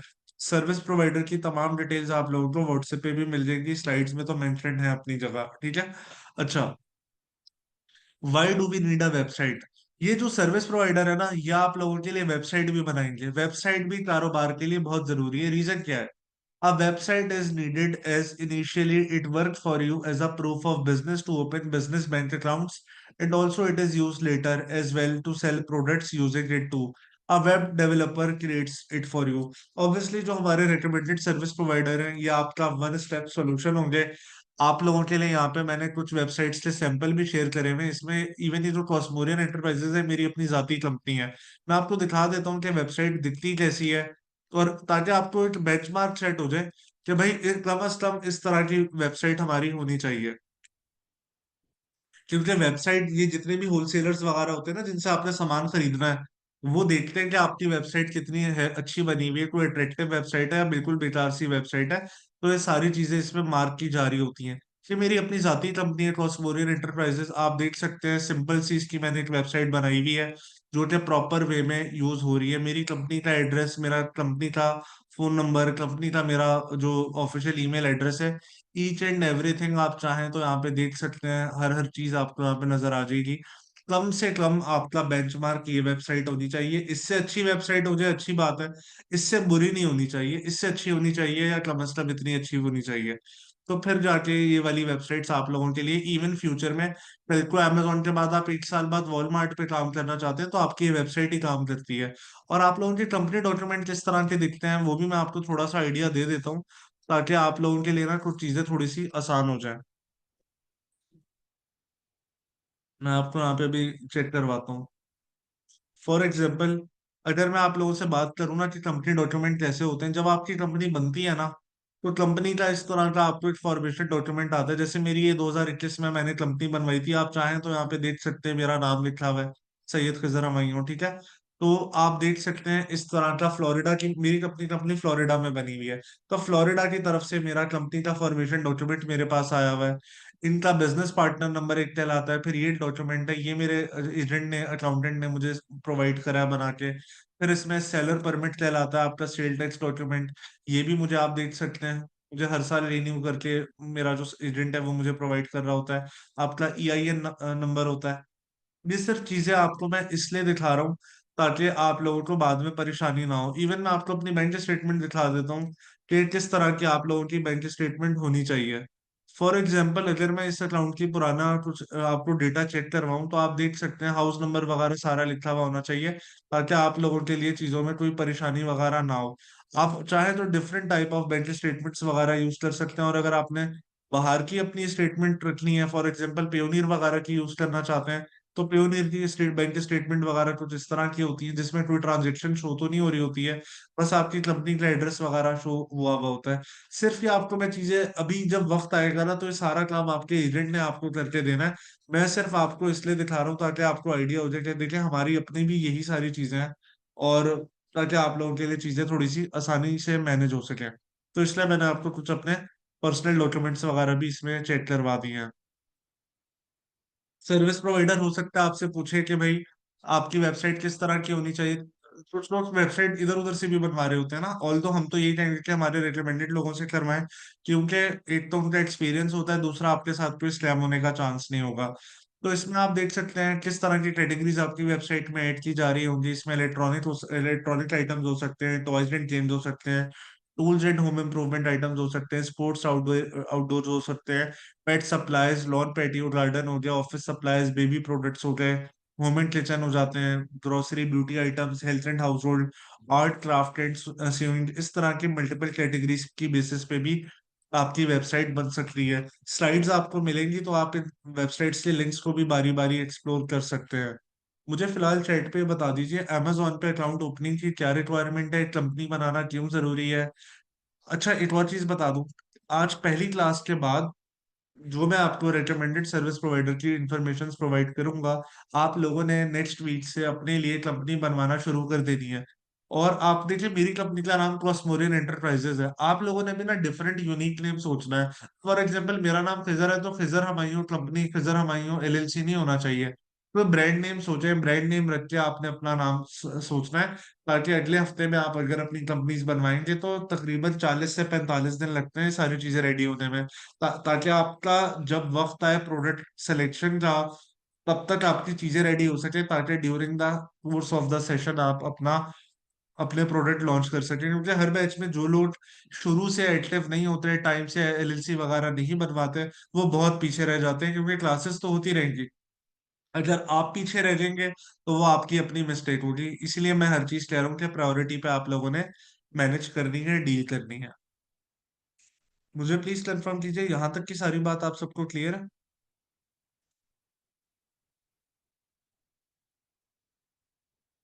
चले, ठीक है। लास्ट के एंड में आप लोगों ने हैंड भी रेस करना है, किसी को कोई भी कंफ्यूजन हो तो मैं वन बाय वन आप लोगों को आंसर भी दे रहा हूँ इसके ऊपर इंशाल्लाह। अच्छा,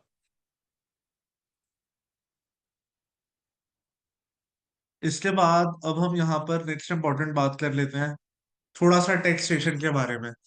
अमेरिका में किस तरह की टैक्सेशन होती है, गल्फ साइड पे, सॉरी, यूके साइड पे किस तरह की होती है, ताकि आपको थोड़ा सा आइडिया हो सके। एक टैक्स होता है सेल्स सेल्स टैक्स, पाकिस्तान में जीएसटी कहलाता है, जनरल सेल टैक्स। अमेरिका में इसको सेल टैक्स कहते हैं, यूके में इसको वेट बोलते हैं, वैल्यू एडेड टैक्स। होता एक ही है क्या? A sale tax is a tax paid to a governing body for the sales of certain goods and services। यानी किसी भी सामान को बेचने पे या सर्विसेज को बेचने पे जो गवर्नमेंट को आपको आपको टैक्स देना पड़ता है, इसको सेल टैक्स कहते हैं। अच्छा, अमेरिका में फायदा क्या है और अमेरिका में टैक्सेशन के क्या क्या डॉक्यूमेंट है, ये मैं आपको बताता चलूं। अमेरिका में ना टैक्सेशन के 3 डॉक्यूमेंट आपको मिलते हैं, और कानून वहां का पाकिस्तान से थोड़ा मिलता है इस हवाले से। क्यों, वो मैं आपको बताऊं।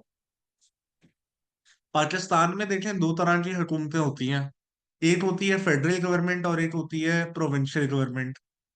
सेल टैक्स हमेशा आपकी सूबाई हुकूमत लेती है, या स्टेट गवर्नमेंट लेती है, या फिर आप कह ले प्रोविंशियल गवर्नमेंट लेती है। और आपका जो इनकम टैक्स है वो हमेशा फेडरल गवर्नमेंट लेती है। पाकिस्तान में यही है ना, यूएस में भी यही है। अच्छा, अब पाकिस्तान में क्या होता है, जैसे एनटीएन नंबर होता है आपकी कंपनी का, या आपका अपना एनटीएन नंबर होता है ना जो फेडरल गवर्नमेंट का। तो अमेरिका में जो वो एनटीएन नंबर टाइप एक फेडरल टैक्स आईडी दी जाती है, इसको ईआईएन कहा जाता है, जिसको फुल फॉर्म है एम्प्लॉयर आइडेंटिफिकेशन नंबर।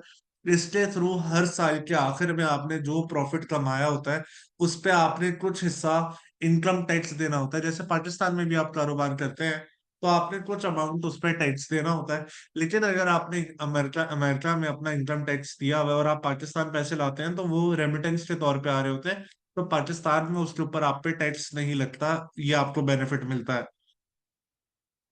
इसी तरह जैसे पाकिस्तान में पंजाब बोर्ड ऑफ रेवेन्यू अलहदा है, सिंध बोर्ड ऑफ रेवेन्यू अलहदा है, केपी के बोर्ड ऑफ रेवेन्यू अलहदा है। इसी तरह अमेरिका में भी तो 50 के करीब या 50 से ज्यादा प्रोविंसेस हैं, जिन्हें वो स्टेट्स बोलते हैं। प्रोविंस ही है ना, हर स्टेट का डिफरेंट कानून है। तो वो जो जो सेल टैक्स का एक सर्टिफिकेट आपको दिया जाता है हर एक प्रोविंस की तरफ से, जिसको सेलर परमिट कहा जाता है, और इस पे आपका प्रोविंस का स्टेट टैक्स नंबर दिया हुआ होता है, जो कि आपने सप्लायर्स को प्रोवाइड करना होता है to claim the tax benefits usually. Sale tax certificate is your seller permit. It has your state tax number which you have to provide to supplier to claim tax benefit usually. अगर मैं पाकिस्तान की बात करूं, पंजाब का sale tax मुख्तलिफ है, सिंध का different है, बलूचिस्तान का डिफरेंट है, केपी के का डिफरेंट है, कश्मीर साइड का डिफरेंट है।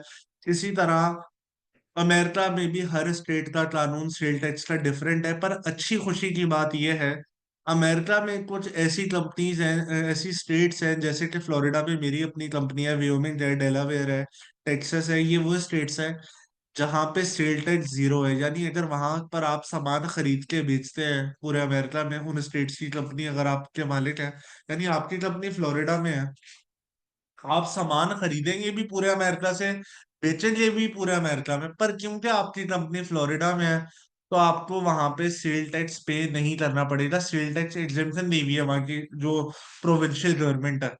तो इसकी वजह से जब आपको खरीदारी पे भी सेल टैक्स नहीं देना, आपको बेचने पे भी सेल टैक्स नहीं देना, तो अल्टीमेटली आपका प्रॉफिट बेहतर हो जाता है। बस वो लोग आपसे कहते क्या है, सप्लायर कहते हैं हम आपको एक एफिडेविट देंगे जिसका नाम होता है रिसेल सर्टिफिकेट। वो बस ये कहते हैं आप इसको फिल करके दे दे एज अ प्रूफ कि भाई आप ये अपने पर्सनल यूज के लिए नहीं ले रहे, आप रीसेलर है। क्योंकि ये जो सेल टैक्स एग्जेम्पशन है ये किसको दी गई है, ये दी गई है रीसेलर्स को।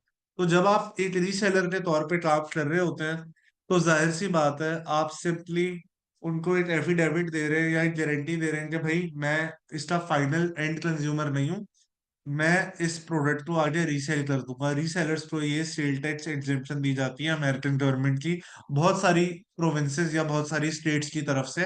तो मेरी अपनी कंपनी भी फ्लोरिडा में, मैं आपको भी रेकमेंड करूंगा फ्लोरिडा में अपनी कंपनी वगैरह बनवाएं। काफी अच्छी स्टेट है, रिप्यूट वाइज अच्छी है। नाम तो मैंने और भी लिया है व्योमिंग वगैरह, पर उनकी मार्केट में रिप्यूट अच्छी नहीं है डेलावेयर वगैरह की। फ्लोरिडा की रिप्यूट बहुत अच्छी है, ब्रांड अप्रूवल्स का रेट बहुत अच्छा है, और आसानी से चीजें मैनेज हो जाती हैं। तो मेरी तरफ से हाईली रिकमेंडेड स्टेट है फ्लोरिडा। अच्छा, ये तो मैंने बात कर ली यूएस की।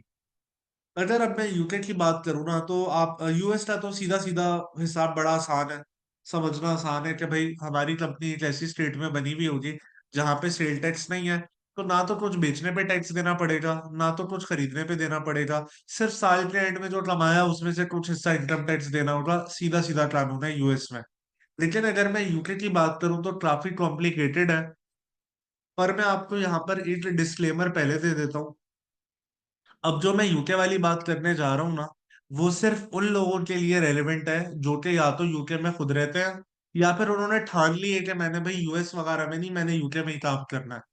अब जो मैं बात करूंगा ना, ये सिर्फ उन लोगों के लिए है। तो आप में से जो लोग यूके या गल्फ मार्केट में काम नहीं करना चाहते, आपने सुना अनसुना कर देना है, परेशान नहीं होना है। आपने सिर्फ यूएस वाली बात ध्यान में रखी है कि सामान खरीदने बेचने पे सेल टैक्स आपने देना नहीं है।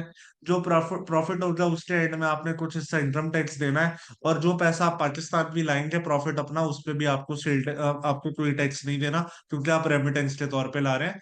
तो आम तौर पे तो यही बात है।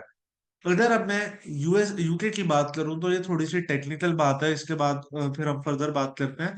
पर आपने परेशान नहीं होना। यूके में ना कानून क्या है, यूके में सेल टैक्स को पहली बात है कहा जाता है वैल्यू एडेड टैक्स, इसको सेल टैक्स भी कहते हैं, वैट भी बोलते हैं। पर वो कहते हैं कि इसमें आपने अपने आप को रजिस्टर करवाना है वैट के लिए दो सिनेरियोज में।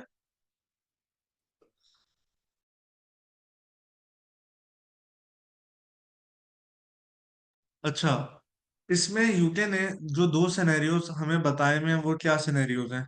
पहला सिनेरियो तो वो ये कहते हैं कि अगर आपका टैक्सेबल टर्नओवर पिछले 12 महीने में 90,000 पाउंड से ज्यादा है, तो फिर आप वेट में रजिस्टर हो जाए। यानी आप वेट का जो कानून है सेल टैक्स का, उसमें रजिस्टर हो जाए और आपने सेल टैक्स पे करना है फिर। यानी कि अगर आपने 12 महीने के अंदर 90,000 पाउंड का रेवेन्यू जनरेट करा है, तो फिर आपको वेट पे करना पड़ता है, सेल टैक्स पे करना पड़ता है, यूके में रजिस्टर होना पड़ेगा इस चीज के लिए। या फिर दूसरे सिनेरियो क्या है, या अगर आप एक्सपेक्ट कर रहे हैं अभी फॉर एग्जांपल पहले 2 महीने में आपने 25,000 पाउंड की या 30,000 पाउंड की सेल कर ली, आपको पता है कि भाई, या लेट सपोज आपने पहले, या फिर फॉर एग्जांपल आपने पहले महीने में 80, या पहले 3 महीने में लेट सपोज आपने 80,000 पाउंड की सेल कर दी। आपको पता है कि अगले 30 दिन में मैं 90,000 पे पहुंचने वाला हूँ, तो उस सिनेरियो में भी आपको अपने आप को वेट रजिस्टर करा लेना पड़ता है। The above is applicable for UK limited companies having a UK resident owner or a non-resident owner, but the rules are same for both. अब यूके में आप कंपनी बनाए, आप मालिक हैं, चाहे आप यूके में खुद रहते हैं या आप यूके से बाहर रहते हैं, कानून ये वाला सबके लिए सेम है। ये पहली बात है यूके वालों के लिए, सिर्फ यूके वालों से मैं बात कर रहा हूँ इस वक्त। बाकी लोगों ने इसमें परेशान नहीं होना है, काफी टेक्निकल बात है। दूसरी इंपॉर्टेंट बात, यूके में ना वेट के तीन कानून है अलग अलग।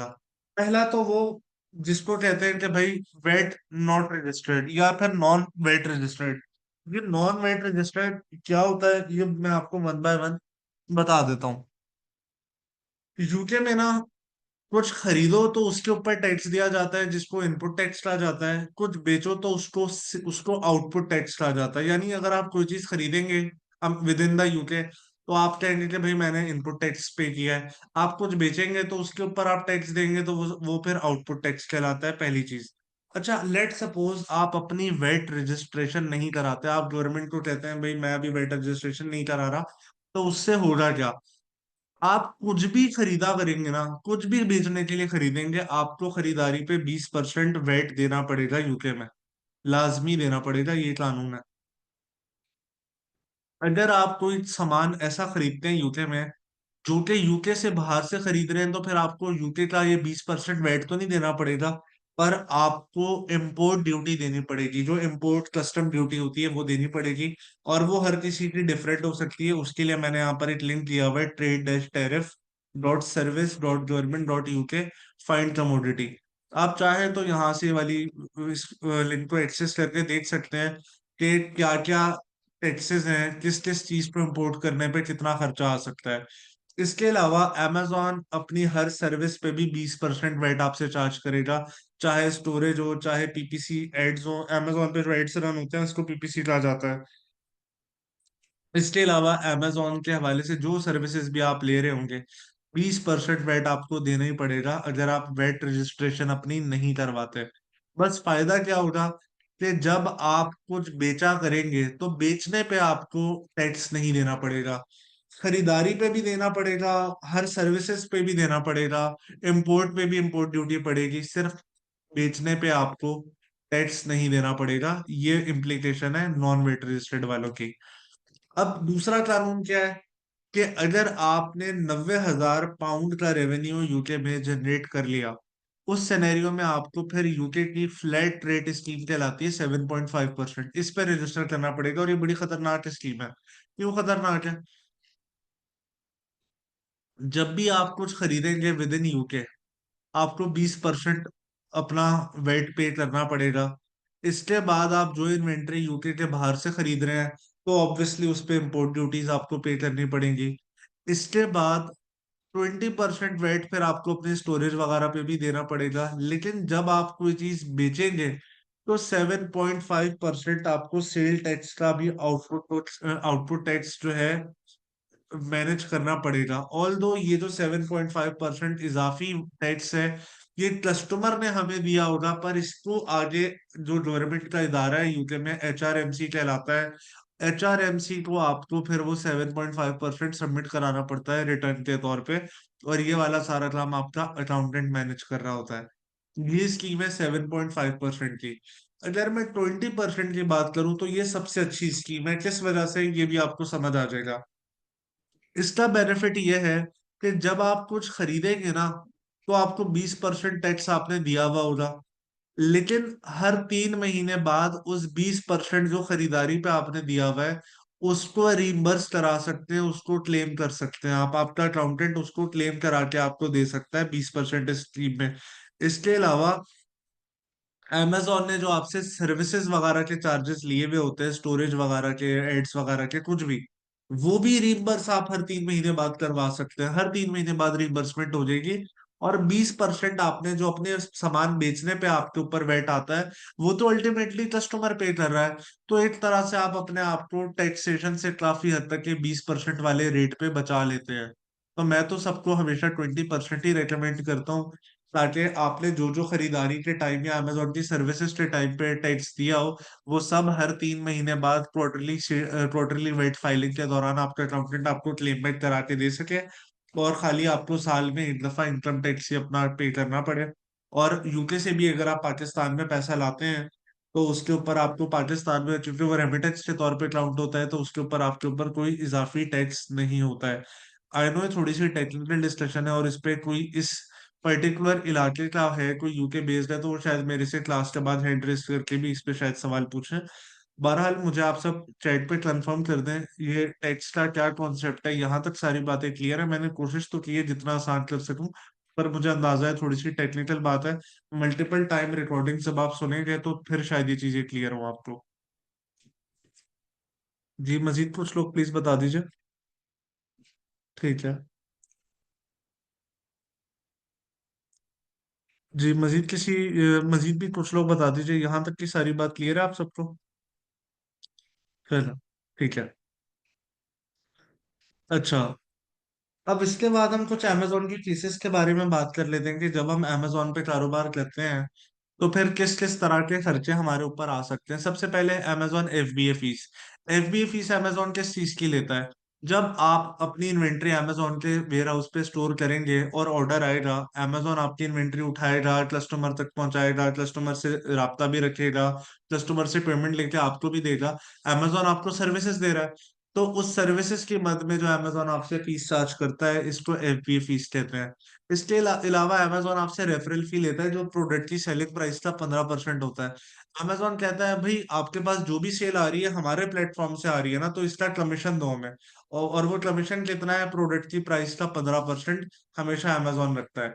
इसके अलावा हर महीने अमेजोन आपसे स्टोरेज चार्जेस लेता है, जो कि पर यूनिट 3 या 4 सेंट होते हैं, बहुत कम होते हैं, ना होने के बराबर होते हैं। तो ये खर्चे कोई ज्यादा नहीं होते, ये मैं बता दूं, ये सारे खर्चे निकालने के बाद आपको आमतौर पे 15-16% तक भी प्रॉफिट बच जाता है, अगर राइट वे में राइट स्ट्रेटेजी से आप करें। इसके अलावा एडवर्टाइजमेंट कॉस्ट आपके पास होती है बहुत मर्तबा, पर हमारे होलसेल में इसकी जरूरत नहीं पड़ती। रीजन क्या है? होलसेल मॉडल में आपको कोई एड रन नहीं करना पड़ता, तो इससे आप बचे हुए हैं। प्राइवेट लेवल में ये एक मस्ट एक्सपेंस होता है, पर हमारे होलसेल मॉडल में इसकी कोई जरूरत नहीं है। इसके अलावा होलसेल मॉडल में कोई लाइटनिंग डील वगैरह आपने नहीं लगानी होती है, तो इसका भी कोई प्रॉब्लम हमारे लिए नहीं है, कोई खर्चा नहीं आता। इसके अलावा रिटर्न एंड रिफंड समटाइम आ जाते हैं। हम सबके साथ भी लाइफ में कभी ना कभी हुआ होता है कि हमने कोई खरीदी हुई चीज वापस की होती है जाके, तो खरीदी हुई चीज जब वापस हो रही होगी, रिटर्न या रिफंड आप करेंगे, तो अल्टीमेटली जाहिर सी बात है ये चीज जो है, जाहिर सी बात है एज अ सेलर सामान वापस जब आप करते हैं, बुरा तो लग रहा होता है कि इन्वेंट्री रिटर्न हो रही है और कैश आपको वापस देना पड़ रहा है, पर ऐसी सिचुएशन कभी कभार हो जाती है। इसके अलावा अमेजोन आपकी इन्वेंट्री जो जगह जगह मैनेज करता है, आपकी इन्वेंट्री को रोटेट कर रहा होता है डिफरेंट वेयर हाउसेज में। किसी इन्वेंट्री की फॉर एग्जांपल पैकेजिंग वगैरह खराब हो तो उसकी भी प्रेपरेशन वगैरह वो ठीक करके दे रहा होता है। तो इस तरह की कोई सिचुएशन आ जाए तो उसके चंद चंद डॉलर इजाफी चार्जेस आपके ऊपर आ सकते हैं।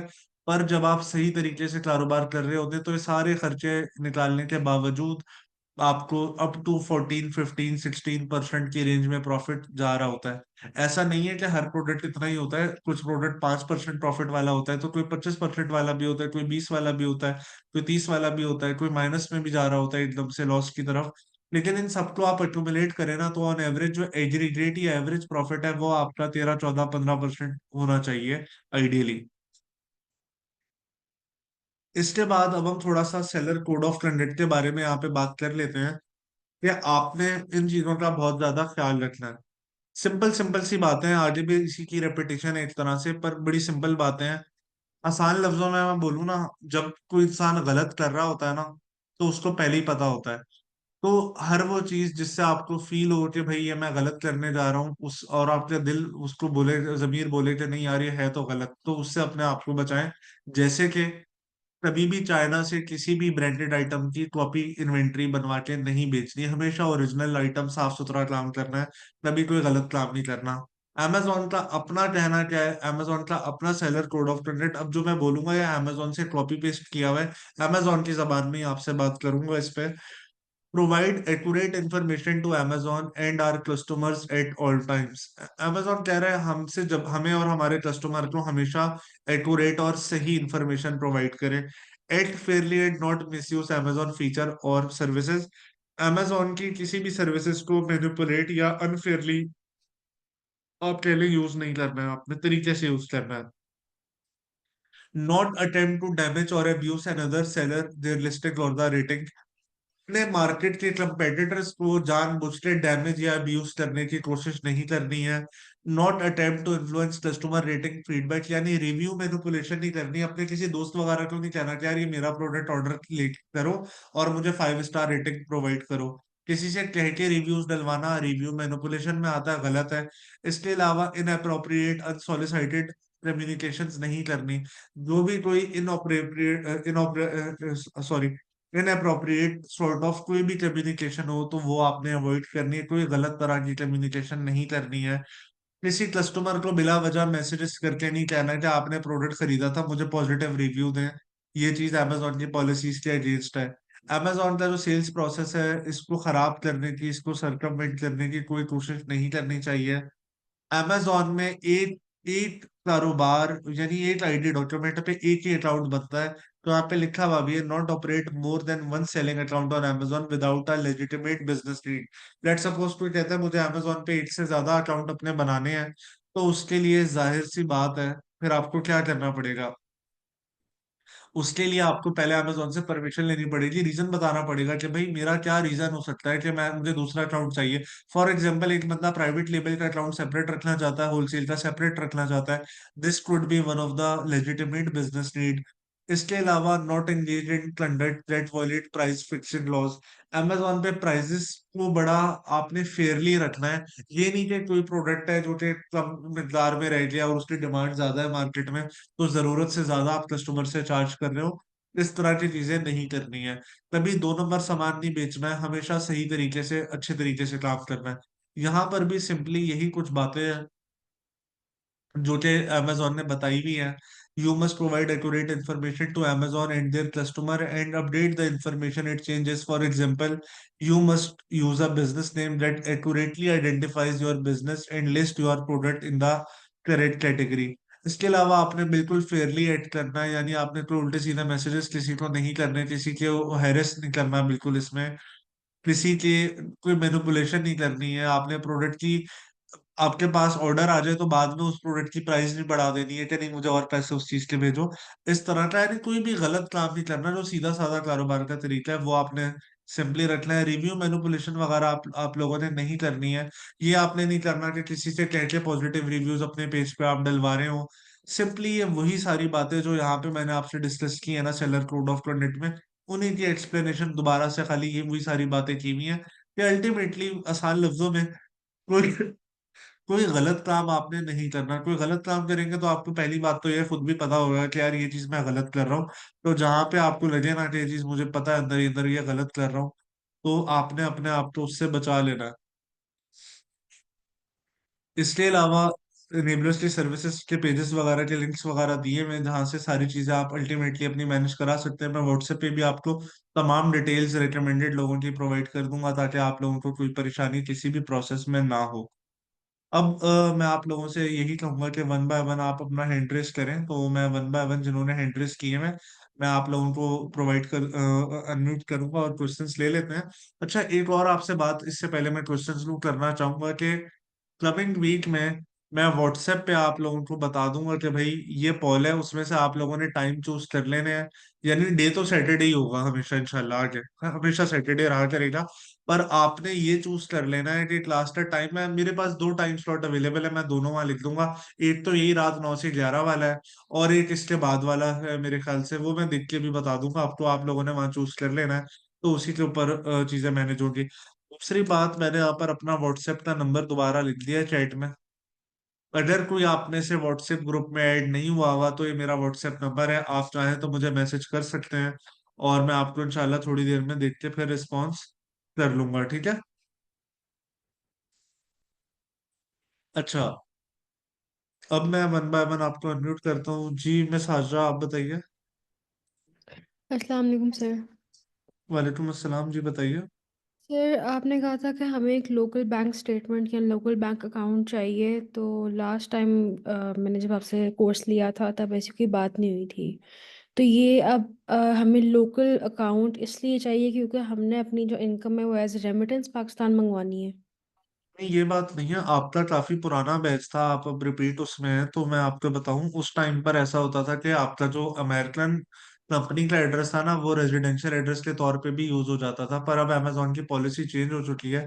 अब अमेजोन कहता है जिस घर पे आप रहते हैं ना, आपका हमें वहीं का एड्रेस चाहिए, और उसको प्रूफ करने के लिए उसको एक ऐसी बैंक स्टेटमेंट रिक्वायर्ड होती है जहाँ पे आपका वही एड्रेस लिखा हुआ हो। तो जो हमारी इनकम हमारे यूएस बैंक अकाउंट में आ रही होगी इन टर्म्स ऑफ रेवेन्यू वगैरह वटेवर, तो वो how do we bring that to Pakistan? Online transfer हो जाता है, स्विफ्ट ट्रांसफर सिंपली। अपने लोकल वाले आई अकाउंट में बान के हम? थ्रू, हाँ जी, हो जाती है। ठीक आई है। बान के थ्रू, आई बान नंबर के थ्रू। All right. और हमें यहाँ से गवर्नमेंट अगर पूछती है कि what is this, like for example कोई बैंक सवाल उठा लेता है कि ये क्या इनकम आ रही है, तो हम उनको बेसिकली अपने बस बिजनेस डिटेल्स प्रोवाइड कर देंगे। डेफिनेटली, अब जैसे मैं अपनी मिसाल बताऊं तो हबीब बैंक और स्टैंडर्ड चार्टर्ड में मेरे बैंक अकाउंट है, तो मेरी तमाम एलएलसी डिटेल्स वहां पर सबमिटेड है, एफबीआर में मेरी एसेट्स डिक्लेयर्ड है, और मैं फाइलर हूँ, उसमें सारी चीजें डिक्लेयर्ड हैं। तो मुझे तो बल्कि बेनिफिट ही मिलता है, क्योंकि मैं तो रूटीन में अपनी इनकम यहाँ ला रहा होता हूँ, और मुझे उस पर मुझे साल में इनकम टैक्स नहीं देना पड़ता उसके ऊपर सेपरेटली। ठीक है। उसके अलावा आपने बोला है कि हमारा मिनिमम जो इन्वेस्टमेंट है वो यूएस मार्केट के लिए 5,000 से 8,000 डॉलर्स होनी चाहिए। समझता ऑन हूँ। Let's say feed, sorry. At least इतनी होनी चाहिए to generate good amount, good revenue, good profit. आपको आइडिया, आपने पहले भी शायद किया है, तो अगर इन्वेस्टमेंट बहुत कम हो तो फिर वही बात है, आप इतनी अच्छी बार्गेनिंग पोजीशन में भी नहीं होते कि सप्लायर वगैरह से ज्यादा बात बात पॉसिबल हो। एक्चुअली मैंने स्टार्ट इनिशिएट किया ही नहीं था because there was a lot of confusion going on, तो मैं बीच में रुक गई थी। ठीक है। तो अभी मुझे बेसिकली यही पूछना था कि अगर हम लेट से 5,000 के इन्वेस्टमेंट से स्टार्ट करते हैं तो प्रॉफिट के टर्म्स में हमें कितना रिटर्न एक्सपेक्ट करना चाहिए इस अप पे? टू 15% आप एक्सपेक्ट कर सकती हैं, इससे ज्यादा शुरू में ओवर एक्सपेक्टेशन होगी। Up to 15% on 5,000? जी। All right. ठीक है, थैंक यू। ठीक है, थैंक यू। जी वसीम भाई, आप बताइए। अस्सलाम वालेकुम। सर वालेकुम मेरे अस्सलाम। 3-4 सवालात हैं। सबसे जी, पहला तो ये कि ये जो रिकॉर्डिंग्स की आपने बात की है, ये हमें किस जगह पे मिल जाएंगी, क्या ये? आपका जो व्हाट्सएप ग्रुप है ना, उसी में। जी जी, ठीक है। और दूसरा ये कि आपने बैंक स्टेटमेंट की जो बात की थी, तो वो तो फिर अभी मेरा ख्याल है इसमें वो जो स्टूडेंट ने सवाल किया उससे क्लियर हो गया है, वो पर्सनल बैंक स्टेटमेंट भी चल जाएगी क्योंकि वो सिर्फ क्रेडेंशियल्स को वेरीफाई करने के लिए यूज होगी। डेफिनेटली, ऐसे ही इवन है अगर ये? आप बिल्कुल बिल्कुल इसी तरह, और इवन बिल्कुल बैंक स्टेटमेंट इतनी नई हो ना जिसमें कोई ट्रांजेक्शन भी ना हुई भी हो, वो भी चल जाती है। बस उन्होंने आपका एड्रेस वेरीफाई करना होता है कि ये वही बिल्कुल एड्रेस है जो आपने अमेजोन पे प्रोवाइड किया, जो आपकी बैंक स्टेटमेंट मैच कर रहा हो, क्योंकि वो बैंक डॉक्यूमेंट को एक ऑफिशियल कंसिडर करते हैं काफी। ठीक हो गया। अगला सवाल मेरा ये है कि आपने बताया कि जो बिजनेस एड्रेस वगैरह लेने के लिए हमें सर्विस प्रोवाइडर्स की सर्विसेज की जरूरत पड़ेगी। तो जी, क्या ऐसा हो सकता है कि अगर किसी शख्स का कोई रिलेटिव वगैरह ऑलरेडी यूएसए में मौजूद है और कोई बिजनेस वहां पे कर रहा है, तो क्या हम उसका बिजनेस एड्रेस यूज कर सकते हैं? नहीं, अपना सेपरेट होना चाहिए, क्योंकि वही बात है, उनका एड्रेस कहीं ना कहीं अमेजोन या किसी और प्लेटफॉर्म पे कहीं ना कहीं यूज हुआ होगा। और हम अपने रिकमेंडेड सर्विस प्रोवाइडर इसलिए सिर्फ कह रहे होते हैं कि उनका रूटीन का काम है अमेजोन वॉलमार्ट वगैरह की रिक्वायरमेंट जहन में रखते हुए काम करना। तो कॉम्प्लिकेशंस नहीं आती आमतौर पे। समटाइम लोगों को देखें, एक तो स्कैम वगैरह का खतरा होता है अगर आप अननोन कोई आपको अप्रोच करता है तो। और दूसरी बात यह है कि कोई बाहर वाला है तो देखें, कंपनी के भी मल्टीपल यूजेस होते हैं ना। कोई ई कॉमर्स के लिए कंपनी बना रहा है, कोई 10 तरह के और काम के लिए बना रहा है। तो जो हमारे पैनल के लोग हैं वो एटलीस्ट उनकी एक्सपर्टीज ही ई कॉमर्स के हवाले से होती है, तो आपकी जो चीजें वो स्मूथ, बड़े अच्छे स्मूथ तरीके से मैनेज हो जाती हैं। सर ये किस हद तक ट्रस्टेबल होते हैं सर्विस प्रोवाइडर्स? जो हमारे बताए हुए हैं वो तो 100% होंगे, बाकी की मैं गारंटी नहीं ले सकता। ठीक हो गया। अच्छा, अगला सवाल ये है कि जो आपने सेल्स टैक्स सर्टिफिकेट का जिक्र किया था, तो वो पाकिस्तानी पासपोर्ट की डाटा कोई यूज करके हमें बनवाना पड़ेगा क्या? या हर जगह आपका पाकिस्तानी पासपोर्ट ही यूज होगा। ओके। और अगर कोई शख्स मिसाल के तौर पे दो जगहों पे बिजनेस करना चाहता है, यूएसए में भी और यूरोपियन मार्केट में भी, तो आगे आपने बोला था कि एक आइडेंटिटी डॉक्यूमेंट से एक ही अकाउंट बनेगा, तो अगर कोई शख्स दो मार्केट्स में काम करना चाह रहा है तो फिर उसका क्या प्रोसीजर होगा? क्या ये उसको अकाउंट में अलग अलग? मल्टीपल नहीं, एक ही अकाउंट में मल्टीपल मार्केट प्लेसेस एनेबल करने के ऑप्शंस होते हैं। तो एक ही अगर आपका अकाउंट है ना यूएस में, उससे आप यूके में भी सेलिंग कर सकते हैं, उससे आप ऑस्ट्रेलिया में भी कर सकते हैं, वो कोई प्रॉब्लम नहीं है। ठीक हो गया। ठीक है। ठीक है, बहुत शुक्रिया सर, मेरे यही सवाल थे, बहुत शुक्रिया। Thank you. जी जैन अली भाई आप बताइए। जी अस्सलाम वालेकुम सर, कैसे हैं? मैं ठीक अल्हम्दुलिल्लाह, आप बताइए। हाँ जी अल्हम्दुलिल्लाह। सर मेरा क्वेश्चन था, एक बैंक स्टेटमेंट के रिलेटेड था और एक कंपनी एड्रेस के। आपने बोला जो बैंक स्टेटमेंट लगेगी, फॉर एग्जांपल अगर कोई पाकिस्तान में रह रहा है तो उसका तो चलें ठीक है, वो उसको रिक्वेस्ट करनी पड़ती है बैंक से, वो लेटर हेड वगैरह जनरेट कर देते हैं। तो जैसे आप अगर यूके में आए तो इधर तो बैंक एप्लीकेशंस होती हैं, उसमें से स्टेटमेंट निकल आती है, तो there will be no letter head or something, तो उसमें वो चल जाता है उसका। आप कहाँ पर होते हैं? मैं यूके में हूँ। अच्छा, यूके में। अभी मेरी एक पिछली भी मेरी एक वन टू वन स्टूडेंट थी, उनका रेवोलूट बैंक में अकाउंट था, तो वो लेटर हेड पे ही थी स्टेटमेंट। एक्चुअली मेरे पास, क्योंकि अभी तक तो मुझे अराउंड 6 इयर्स हो गए हैं, तो हम जब भी कोई स्टेटमेंट वगैरह चाहिए होती है तो मोबाइल से निकल आती है, जाने की जरूरत नहीं पड़ती, तो नहीं नहीं, इसलिए थोड़ी सी लेटर हेड कंफ्यूजन आ रही। नहीं, स्टैम्प नहीं होता ना, लोगो तो होता होगा ना बैंक जी का। जी। जी जी, वो हाँ तो वो सब कुछ काफी है। डिटेल्स, ट्रांजैक्शंस हाँ वगैरह दैट सब इज कुछ। फाइन, वही चाहिए बस। लेटर हेड इसी को कहते हैं कि उसका लोगो वगैरह सब मौजूद हो। ठीक है, और एक और क्वेश्चन था मेरा। आपने मेंशन किया था रेजिडेंशियल एड्रेस और कंपनी एड्रेस, तो ये दोनों सेम भी हो सकते हैं जब हम प्रोवाइड करते हैं अमेजोन को? फॉर एग्जांपल मैं अगर कंपनी जनरेट करता हूँ, क्रिएट करता हूँ लिमिटेड कंपनी मेरे यूके रेजिडेंशियल में एड्रेस के ऊपर। जी यूके में। खैर सेम होंगे दोनों। फॉर एग्जांपल क्योंकि फिजिकली तो वो एग्जिस्ट नहीं करेगी कंपनी, तो अगर मैं अपना रेजिडेंशियल एड्रेस यूज करके लिमिटेड कंपनी ओपन की हुई है तो वो अमेजोन एक्सेप्ट कर सकता है उसको? लाजमी करेगा, क्योंकि वो आपका फिर रेजिडेंशियल, आपने अपना रेजिडेंशियल एड्रेस पे कंपनी रजिस्टर की भी है, तो फिर आपका रेजिडेंशियल एड्रेस और बिजनेस एड्रेस दोनों पे ही वो सिमिलर एड्रेस यूज हो जाते हैं अमेजोन पे, कोई प्रॉब्लम नहीं है। तो उसके लिए जो प्रूफ मांगते हैं वो बिजनेस बैंक अकाउंट की स्टेटमेंट एनफ होएगी, कि उसके लिए कुछ और भी यूटिलिटी बिल्स वगैरह कोई मांगते हैं इस पे? एज सच डिमांड नहीं होती यूटिलिटी बिल्स वगैरह की, और यूटिलिटी बिल्स बहुत बार मांग भी लिए जाते हैं, तो वो जरूरी नहीं कि वो आपके नाम पर हो। कई बार आपने रेंटल प्रेमिसेस वगैरह ली भी होती है, तो उसकी एक्सप्लेनेशन सिर्फ देनी होती है, इतना बड़ा प्रॉब्लम नहीं होता इस चीज का। ठीक है, okay, thank you so much, बस यही क्वेश्चन थे। Thank you. जी आसिम अफजल भाई आप बताइए। अस्सलाम वालेकुम सर। वालेकुम अस्सलाम, जी बताइए। सर मेरा एक ही क्वेश्चन था कि मैं हूँ ऑस्ट्रेलिया से, तो हमारे ठीक है। पाकिस्तान से 6 घंटे का डिफरेंस है, हम 6 घंटे पाकिस्तान से आगे हैं। ओहो। तो मेरी इंडक्शन क्लास भी इसलिए मिस हो गई थी कि जब पाकिस्तान में 9 बजते हैं तो हमारे इधर रात के 3 बजे होते हैं। तो इसका क्या सोल्यूशन है? यही है कि इसका रिकॉर्डिंग देख लिया अनफॉर्चुनेटली करो? इसमें एक रिकॉर्डिंग वाला, देखिए क्लास का तो वही बात है कि प्रॉब्लम है ये एक चीज, ऑस्ट्रेलिया वाली साइड या न्यूजीलैंड साइड से कभी कोई स्टूडेंट होता है ना, तो उसको ये चीज बड़ी फेस करनी पड़ती है। मेरा मैं दो चीजें इसमें आपके लिए कर सकता हूँ। रिकॉर्डिंग तो आपको मिलेगी ही मिलेगी। बाकी जैसे मैंने उसमें हमारी जो दूसरी क्लास हुई थी इंडक्शन, उसमें भी मैंने ये बात बोली थी कि जिन स्टूडेंट्स के साथ हमारा टाइम जोन मैच नहीं करता, फॉर एग्जांपल कनाडा वालों के साथ 12 घंटे का फर्क है, आप हो गए, तो आप लोग फॉर एग्जांपल व्हाट्सएप ग्रुप जब ऑफ भी हो ना, तो मुझे मैसेज कर लिया करें प्राइवेटली, मैं जब देखा करूंगा मैं रिस्पॉन्स दूंगा। और इंशाल्लाह प्रॉब्लम नहीं होगी होपफुली। यानी आपके जो भी इसमें से सवाल मिले, जो भी सवाल आपके जहन में हो, आप वो नोट करके रखें और वो मेरे से पूछें।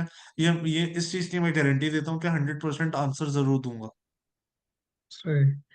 तो लाइव क्लास का सर और मजा होता है, मतलब बंदा लाइव क्वेश्चन पूछ बात सकता है, आपकी वो ठीक है, ज्यादा लेकिन समझ आती है। ऑनेस्टली ऑनेस्टली मेरे पास टाइम स्लॉट अवेलेबल होता तो मैं लाजमी क्रिएटर कर लेता, लेकिन मेरी मजबूरी है कि टोटली चोट शेड्यूल चल रहा है। सही सही। बाकी चलें। आप एक दफा हेड ऑफिस से अप्रोच करके देख लें, अगर वो कोई सर और मैंने किया रीजन था है उनसे तो। अप्रोच, यही तो मैं इसलिए कह रहा हूँ कि मैंने उनसे अप्रोच 2-3 बार किया है, चैट पे भी किया है, कॉल पे भी किया है। वो कहते हैं कि आप परेशान ना हो, आपके मुताबिक टाइम सेट होता है, ओवरसीज का अलग ग्रुप होता है। उन्होंने मुझे, नहीं मतलब मेरे पास वो है रिकॉर्डिंग वो लेकिन भी पढ़ा है, मैसेजेस भी पढ़े हैं, वो कह नहीं रहे थे कि वो है ओवरसीज लेकिन का। नहीं, लेकिन बात ही है ना आसिम भाई, ऑस्ट्रेलिया के आप अकेले हैं, एक स्टूडेंट के लिए ऑब्वियसली मेरे लिए वायबल नहीं है कि मैं 2 घंटे सेपरेट अरेंज करूं। सही ये सही। वाला भी एक पॉइंट आ जाता है ना, तो इसलिए जो है, क्योंकि आमतौर पे जो है जब बैच बनता है तो कुछ मेरी अपनी रिक्वायरमेंट्स है जो मैंने हेड ऑफिस को बताई हुई है कि कम अज कम ये होंगी तो मैं करवाऊंगा। क्योंकि ऑब्वियसली मैं खुद एक सेलर हूँ, एक बड़े लेवल पे अल्हम्दुलिल्लाह काम है, तो मेरे लिए काफी डिफिकल्ट हो जाता है। लेकिन मैं इस चीज की गारंटी दे सकता हूँ कि जहां तक सपोर्ट की बात है, चाहे रिस्पॉन्स देने की बात हो, उसमें आपको कहीं पे कोई प्रॉब्लम नहीं आएगा। चले, ठीक है sir, thank you so much. Thank you. जी, उस्मान मिनाज भाई आप बताइए। अस्सलाम वालेकुम सर। वालेकुम अस्सलाम जी, उस्मान भाई बताइए। सर मेरा ये क्वेश्चन है कि सर आप नंबर की बात कर रहे थे कि वाईकी या स्काइप का नंबर आप यूज़ कर सकते हैं। तो हम्म। सर आजकल जो फिजिकल सिम पाकिस्तान में भी मिल जाती है इजीली, तो वो क्या हम यूज़ कर सकते हैं सर अकाउंट बनाने के लिए अमेजोन का, अगर वो नंबर ऐड अगर कर। वो अगर वो बाहर की ऑथेंटिक बंदा है, यानी वो 100% आपके नाम पे से रजिस्टर करके देता है, फिर तो ठीक है, वरना वाईकी वगैरह ठीक है, व्हाट्सएप की तरह ऑपरेट करते हैं। और कम से कम 100% आपके नाम पर ही होती है उसकी जो भी एक्सेस होती है ना। क्योंकि जो फिजिकल सिम वगैरह वाले हैं ना, ये कभी ब्लॉक होने का भी खतरा होता है, इसमें 10 तरह के प्रॉब्लम है, इसलिए मैं रिकमेंड नहीं करता। वाईकी बिल्कुल परफेक्टली काम करता है, मैं खुद वाईकी यूजर हूँ। सर इसका रिन्यूअल का भी तो होता है सर, बीस रिन्यूअल डॉलर भी तो कर। है साल का 20 डॉलर तो कुछ भी नहीं है। सर अगर रिन्यूअल ना हो उसका, समटाइम्स कोई इशू आ जाए फिर तो इशू नहीं, वैसे बन सकता प्रॉब्लम अकाउंट। कभी आया नहीं है, मेरा मेरा अपना नंबर 2021 से चल रहा है अभी तक। तो कभी कोई प्रॉब्लम नहीं है, बस आप उसमें अपना डेबिट कार्ड वो लेते हैं। इवन अगर आपका नंबर एक्सपायर होने वाला होता है ना, तो आपके पास रिन्यूअल का नोटिफिकेशन आता है, तो वो मैनेज हो जाता है। पर अगर आपको कोई ट्रस्टेड बंदा मिले फिजिकल सिम के लिए तो दैट इज फाइन। पर देख लीजिएगा ट्रस्टेड हो फिर। सही है सर। और दूसरा ये पूछना था कि आप बता रहे थे कि फ्लोरिडा की जो है उस पर अगर हम एलएलसी बनाए तो वो ज़्यादा बेस्ट है। तो सर ये स्टेट के हिसाब से वेरी भी करती है, अगर हम न्यूयॉर्क में बनाते हैं तो कोई इशू तो नहीं न्यूयॉर्क तो बनता सर, बहुत बाय महंगी बॉक्स है। वगैरह का आगे अगर अमेजोन अकाउंट में नहीं, बाय रजिस्ट्रेशन बॉक्स करते हैं। वगैरह का इस पे कोई मसला नहीं है। मैंने आपसे जो जिन स्टेट्स के नाम लिए ना, या जिन प्रोविंसेस के जी नाम सर। लिए हैं, वो इसलिए लिए हैं कि वहां पे सेल टैक्स जीरो है। न्यूयॉर्क में तो कोई 6 या 7% टैक्स है, न्यू जर्सी में 12-13% टैक्स है, कैलिफोर्निया में और ज्यादा टैक्स है। तो हर स्टेट का डिफरेंट टैक्स का कानून है ना। तो जो सेल टैक्स एग्जेम्प्ट स्टेट्स हैं उनमें फ्लोरिडा की रिप्यूट बहुत अच्छी है। ना ब्रांड अप्रूवल में ऐसा प्रॉब्लम आता है, ना इन्वेंट्री खरीद के बेचने में। और बड़ा स्मूथली सिस्टम चलता है, कोई परेशानी नहीं होती। सही है sir, thank you sir, thank you. जजाकल्ला। जी जाजिब भाई आप बताइए। अस्सलाम वालेकुम सर, कैसे खैरियत सर? वालेकुम अस्सलाम, अल्हम्दुलिल्लाह, आप बताइए। मैं ठीक ठाक सर, थैंक यू। सर मुझे ये पूछना था कि जैसे हम एलएलसी फॉर्म करते हैं यूएस में, तो उसकी कॉस्ट कितनी लगेगी, रिन्यू की भी और अगर हम बनवाएं भी? देखिए, वन टाइम जो सेटअप बिजनेस कॉस्ट है ना, वो अराउंड $600 to $700 पे पड़ता है वन टाइम, फर्स्ट टाइम जो है ना। जिसमें आपका फोन नंबर हो गया, आपकी कंपनी फॉर्मेशन, एड्रेस बाय करना हो गया, बिजनेस बैंक अकाउंट बनाना हो गया, वेबसाइट, आपके business email hosting domain manage करना, ये सारा कुछ वन टाइम। तो ऑलमोस्ट आपका खर्चा इस पे आ जाता है अराउंड $600 से $700। ये मैं बात कर रहा हूँ फ्लोरिडा की। ठीक है। ठीक है सर। हर जी। स्टेट का डिफरेंट रेट है, पर ये मैंने फ्लोरिडा का इसलिए बताया क्योंकि सबसे ज्यादा हाईली रिकमेंडेड स्टेट है। अब मैं रिन्यूअल की बात करूं तो आपका जो फोन नंबर है वो हर साल रिन्यू होता है। $20 उसकी फीस होती है, ज्यादा ज्यादा $15 से $20 फीस होती है। इसी ठीक तरह है। जो आपका एड्रेस और एलएलसी है, एड्रेस के हर साल के $100 होते हैं, हर साल रिन्यू होता है। और आपकी एलएलसी की रिन्यूअल फी आमतौर पे $138 होती है साल की, हर साल। सर तो जो आप आपका जो तीन रिन्यूअल। जब जी सर, हाँ। जो आप तीन डॉक्यूमेंट बोल रहे थे ना कि जो तीन डॉक्यूमेंट्स हमें मिलेंगे, उसकी टोटल हम्म। फीस, इन तीन डॉक्यूमेंट्स की फीस, राइट? नहीं, जो मैं आपको टोटल फी $700 जो बोल रहा हूँ ना, उसमें तो सब कुछ आ जाता है। आपका फोन नंबर हो गया, आपका ठीक है। डोमेन बिजनेस ईमेल हो गया, आपका बैंक अकाउंट बना के देना हो गया, वो तो सब कुछ है उसमें। ठीक ईच है एंड सर। एवरीथिंग है, जो पूरा बिजनेस की कोर है ना, जो फाउंडेशन है, सब है उसमें। और जो रिन्यूअल है साल का, आप कह लें $250-300 आपका एनुअल एक्सपेंस होता है चीजों के रिन्यूअल का। लेकिन जब सही आप है। कारोबार मैनेज कर रहे होते हैं ना, तो $300 का पता भी नहीं चलता। सो आपका कहने का मतलब ये है कि एक साल में $300 की रिन्यूअल फीस होगी हाँ एलएलसी जी। की। ठीक हो गया हाँ जी। सर। एड्रेस वगैरह मिला के, एड्रेस, फोन नंबर और स्टेट रिन्यूअल ऑफ एलएलसी सब मिला के। ठीक है सर। सर एक और क्वेश्चन आपसे ये है सर, अगर एलएलसी जब फॉर्म हो जाती है तो उसके कितने अरसे के बाद हम लोग लाइव जा सकते हैं सेलर अकाउंट पे? देखें, आपकी एलएलसी तो ऑनेस्टली देखें, आपका एड्रेस 1 से 2 दिन में बाय हो जाता है, कंपनी 3 से 4 दिन में बन जाती है।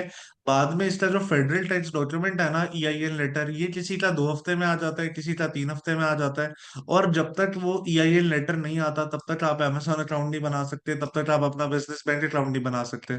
तो वो ईआईएन की वजह से सारी देरी होती है। अगर वो ईआईएन लेटर जल्दी आ जाए किसी का, तो किसी का काम 25 दिन में भी सब हो जाता है, वो 30 दिन बाद भी लाइव जा सकता है अमेजोन अकाउंट पे। तो मैंने राइट फ्रॉम दिस टाइम इसलिए बोला है सबको एलएलसी के लिए कि मंडे से जब मैं रिकमेंडेड सर्विस प्रोवाइडर की डिटेल शेयर करूं, तो जी। इसलिए बनवाएं ताकि अगर आप इस हफ्ते में बनवाना स्टार्ट करेंगे तो अगर आप 40 दिन भी जहन में रखते हैं, सो दैट मीन्स के 4 से 5 क्लासेस होंगी। दैट मीन्स के 5वीं क्लास हमारी तकरीबन चल रही होगी प्रोडक्ट एनालिसिस की, और आप समझ चुके होंगे प्रोडक्ट हंट कैसे करना है। और असाइनमेंट की फॉर्म में आपने शायद कुछ प्रोडक्ट भी चूज करे हुए होंगे। तो उससे ये होगा कि 6ठे 7वें हफ्ते में जब आपका अकाउंट बनेगा, तो आप इस लेवल पे होंगे कि आपको पता होगा कि मैंने अपने अकाउंट पे कौन सा प्रोडक्ट लिस्ट करना है। और बैच खत्म होने से पहले टाइमली आप अपनी, हो सकता है बैच खत्म होने से पहले पहले आपकी फर्स्ट सेल भी आ जाए। हर साल 1-2 स्टूडेंट जो राइट फ्रॉम डे वन काम स्टार्ट कर देते हैं ना, जो बहुत सीरियस होता है बिजनेस को लेके, जी जी। ऑलमोस्ट लास्ट क्लास से पहले पहले उनकी पहली सेल आ चुकी होती है। और जो नहीं करते हैं ऑब्वियसली उनका फिर वो प्रोलॉन्ग होता जाता है, डिले होता जाता है। All right sir. Sir last question मेरा आपसे ये है कि सर जो एलएलसी बनवा के देते हैं सर, आप लोग के इनेबलर्स में अवेलेबल हैं कि जो एजेंट्स जी हों जो जी। बनवा के दे हाँ सकें? जी, जो पैनल पर होंगे मैं उन्हीं की डिटेल्स आपसे दूंगा, क्योंकि हम उन्हीं की गारंटी ले सकते हैं। ऑल बाहर राइट। वाला रैंडम कोई भी नहीं होगा। ठीक हो गया sir, thank you very much, यही सवाल थे ठीक है, मेरे। बाकी इसके अलावा व्हाट्सएप ग्रुप पे इंशाल्लाह आप सबसे राब्ता भी रहेगा। और अगर इवन इस हवाले से इंशाल्लाह। आपको कोई पर्सनल किसी को, फॉर एग्जांपल, ये वाली बात मैं उन लोगों के लिए कह रहा हूँ जो इन्वेस्ट करने जा रहे हैं, जो अपनी कंपनी बनाना चाह रहे हैं, तो व्हाट्सएप नंबर आप सबका है, आप सबको मैंने अपना प्रोवाइड किया हुआ है। अगर इसके बारे में कोई एम्बिग्विटी हो तो मंडे से डे टाइम में किसी टाइम मुझे प्राइवेट मैसेज कर लीजिएगा कि सर मैं डिसीजन लेना चाह रहा हूँ, तो मुझे बताएं मैं ये करूँ या ना करूँ, तो मैं आपको फिर पर्सनली भी उसके ऊपर गाइड कर दूंगा, वो कोई प्रॉब्लम नहीं है। जी सर, एक क्वेश्चन, सॉरी, एक और क्वेश्चन आ गया मेरे जहन में जी क्लासेस के हवाले से, स्केजुलिंग के हवाले से। जी। सर जो टाइमिंग्स हैं क्लासेस की, सर ये हमें कहाँ पता लगेंगी कि किस टाइम क्लासेस हैं? और हम, आप व्हाट्सएप ग्रुप में एडिड हैं? मैं एडेड हूँ बिल्जी, मैं हाँ, ठीक है तो जी वहीं जी। वहीं पे मैं अनाउंस करता हूँ, और जो क्लास का टाइम कमिंग वीक में फाइनलाइज हो जाएगा ना, वो थ्रू आउट वही रहेगा। इसके अलावा आपका एक स्टूडेंट पोर्टल होगा, वहां पे भी आपको ईमेल नोटिफिकेशन आ जाती होगी। वो भी बिल्कुल आती है सर। जी। हाँ जी, बस ये दो ही प्लेटफॉर्म है, और व्हाट्सएप वाला तो मैंने इसलिए बनाया हुआ है, सबसे कन्वीनियंट है। ठीक है सर, बहुत शुक्रिया आपका। ठीक है। Thank thank you. Thank you. Thank you so much everybody. बस इंशाल्लाह मैं आपसे भी थोड़ी देर में क्लास की स्लाइड्स भी आप सबसे शेयर करता हूँ, मैं आप सबके साथ अभी रिकॉर्डिंग भी थोड़ी देर में शेयर कर देता हूँ। तो मंडे से आप लोगों ने प्लीज अपने डिसीजन मेकिंग करके एलएलसी की तरफ जाना है। और आप में से जो लोग फ्रीलांसर बनना चाहते हैं, तो आने वाली 1-2 क्लासेस में आप लोगों को भी पता चल जाएगा कि आपका रोड मैप क्या होने वाला है, क्योंकि मैं दोनों के पॉइंट ऑफ व्यू से सारी चीजें करवाऊंगा ताकि अल्टीमेटली आप सबको बेनिफिट हो सके। Thank you so much everybody for joining. इंशाल्लाह जल्द दोबारा बात होती है। अल्लाह हाफिज।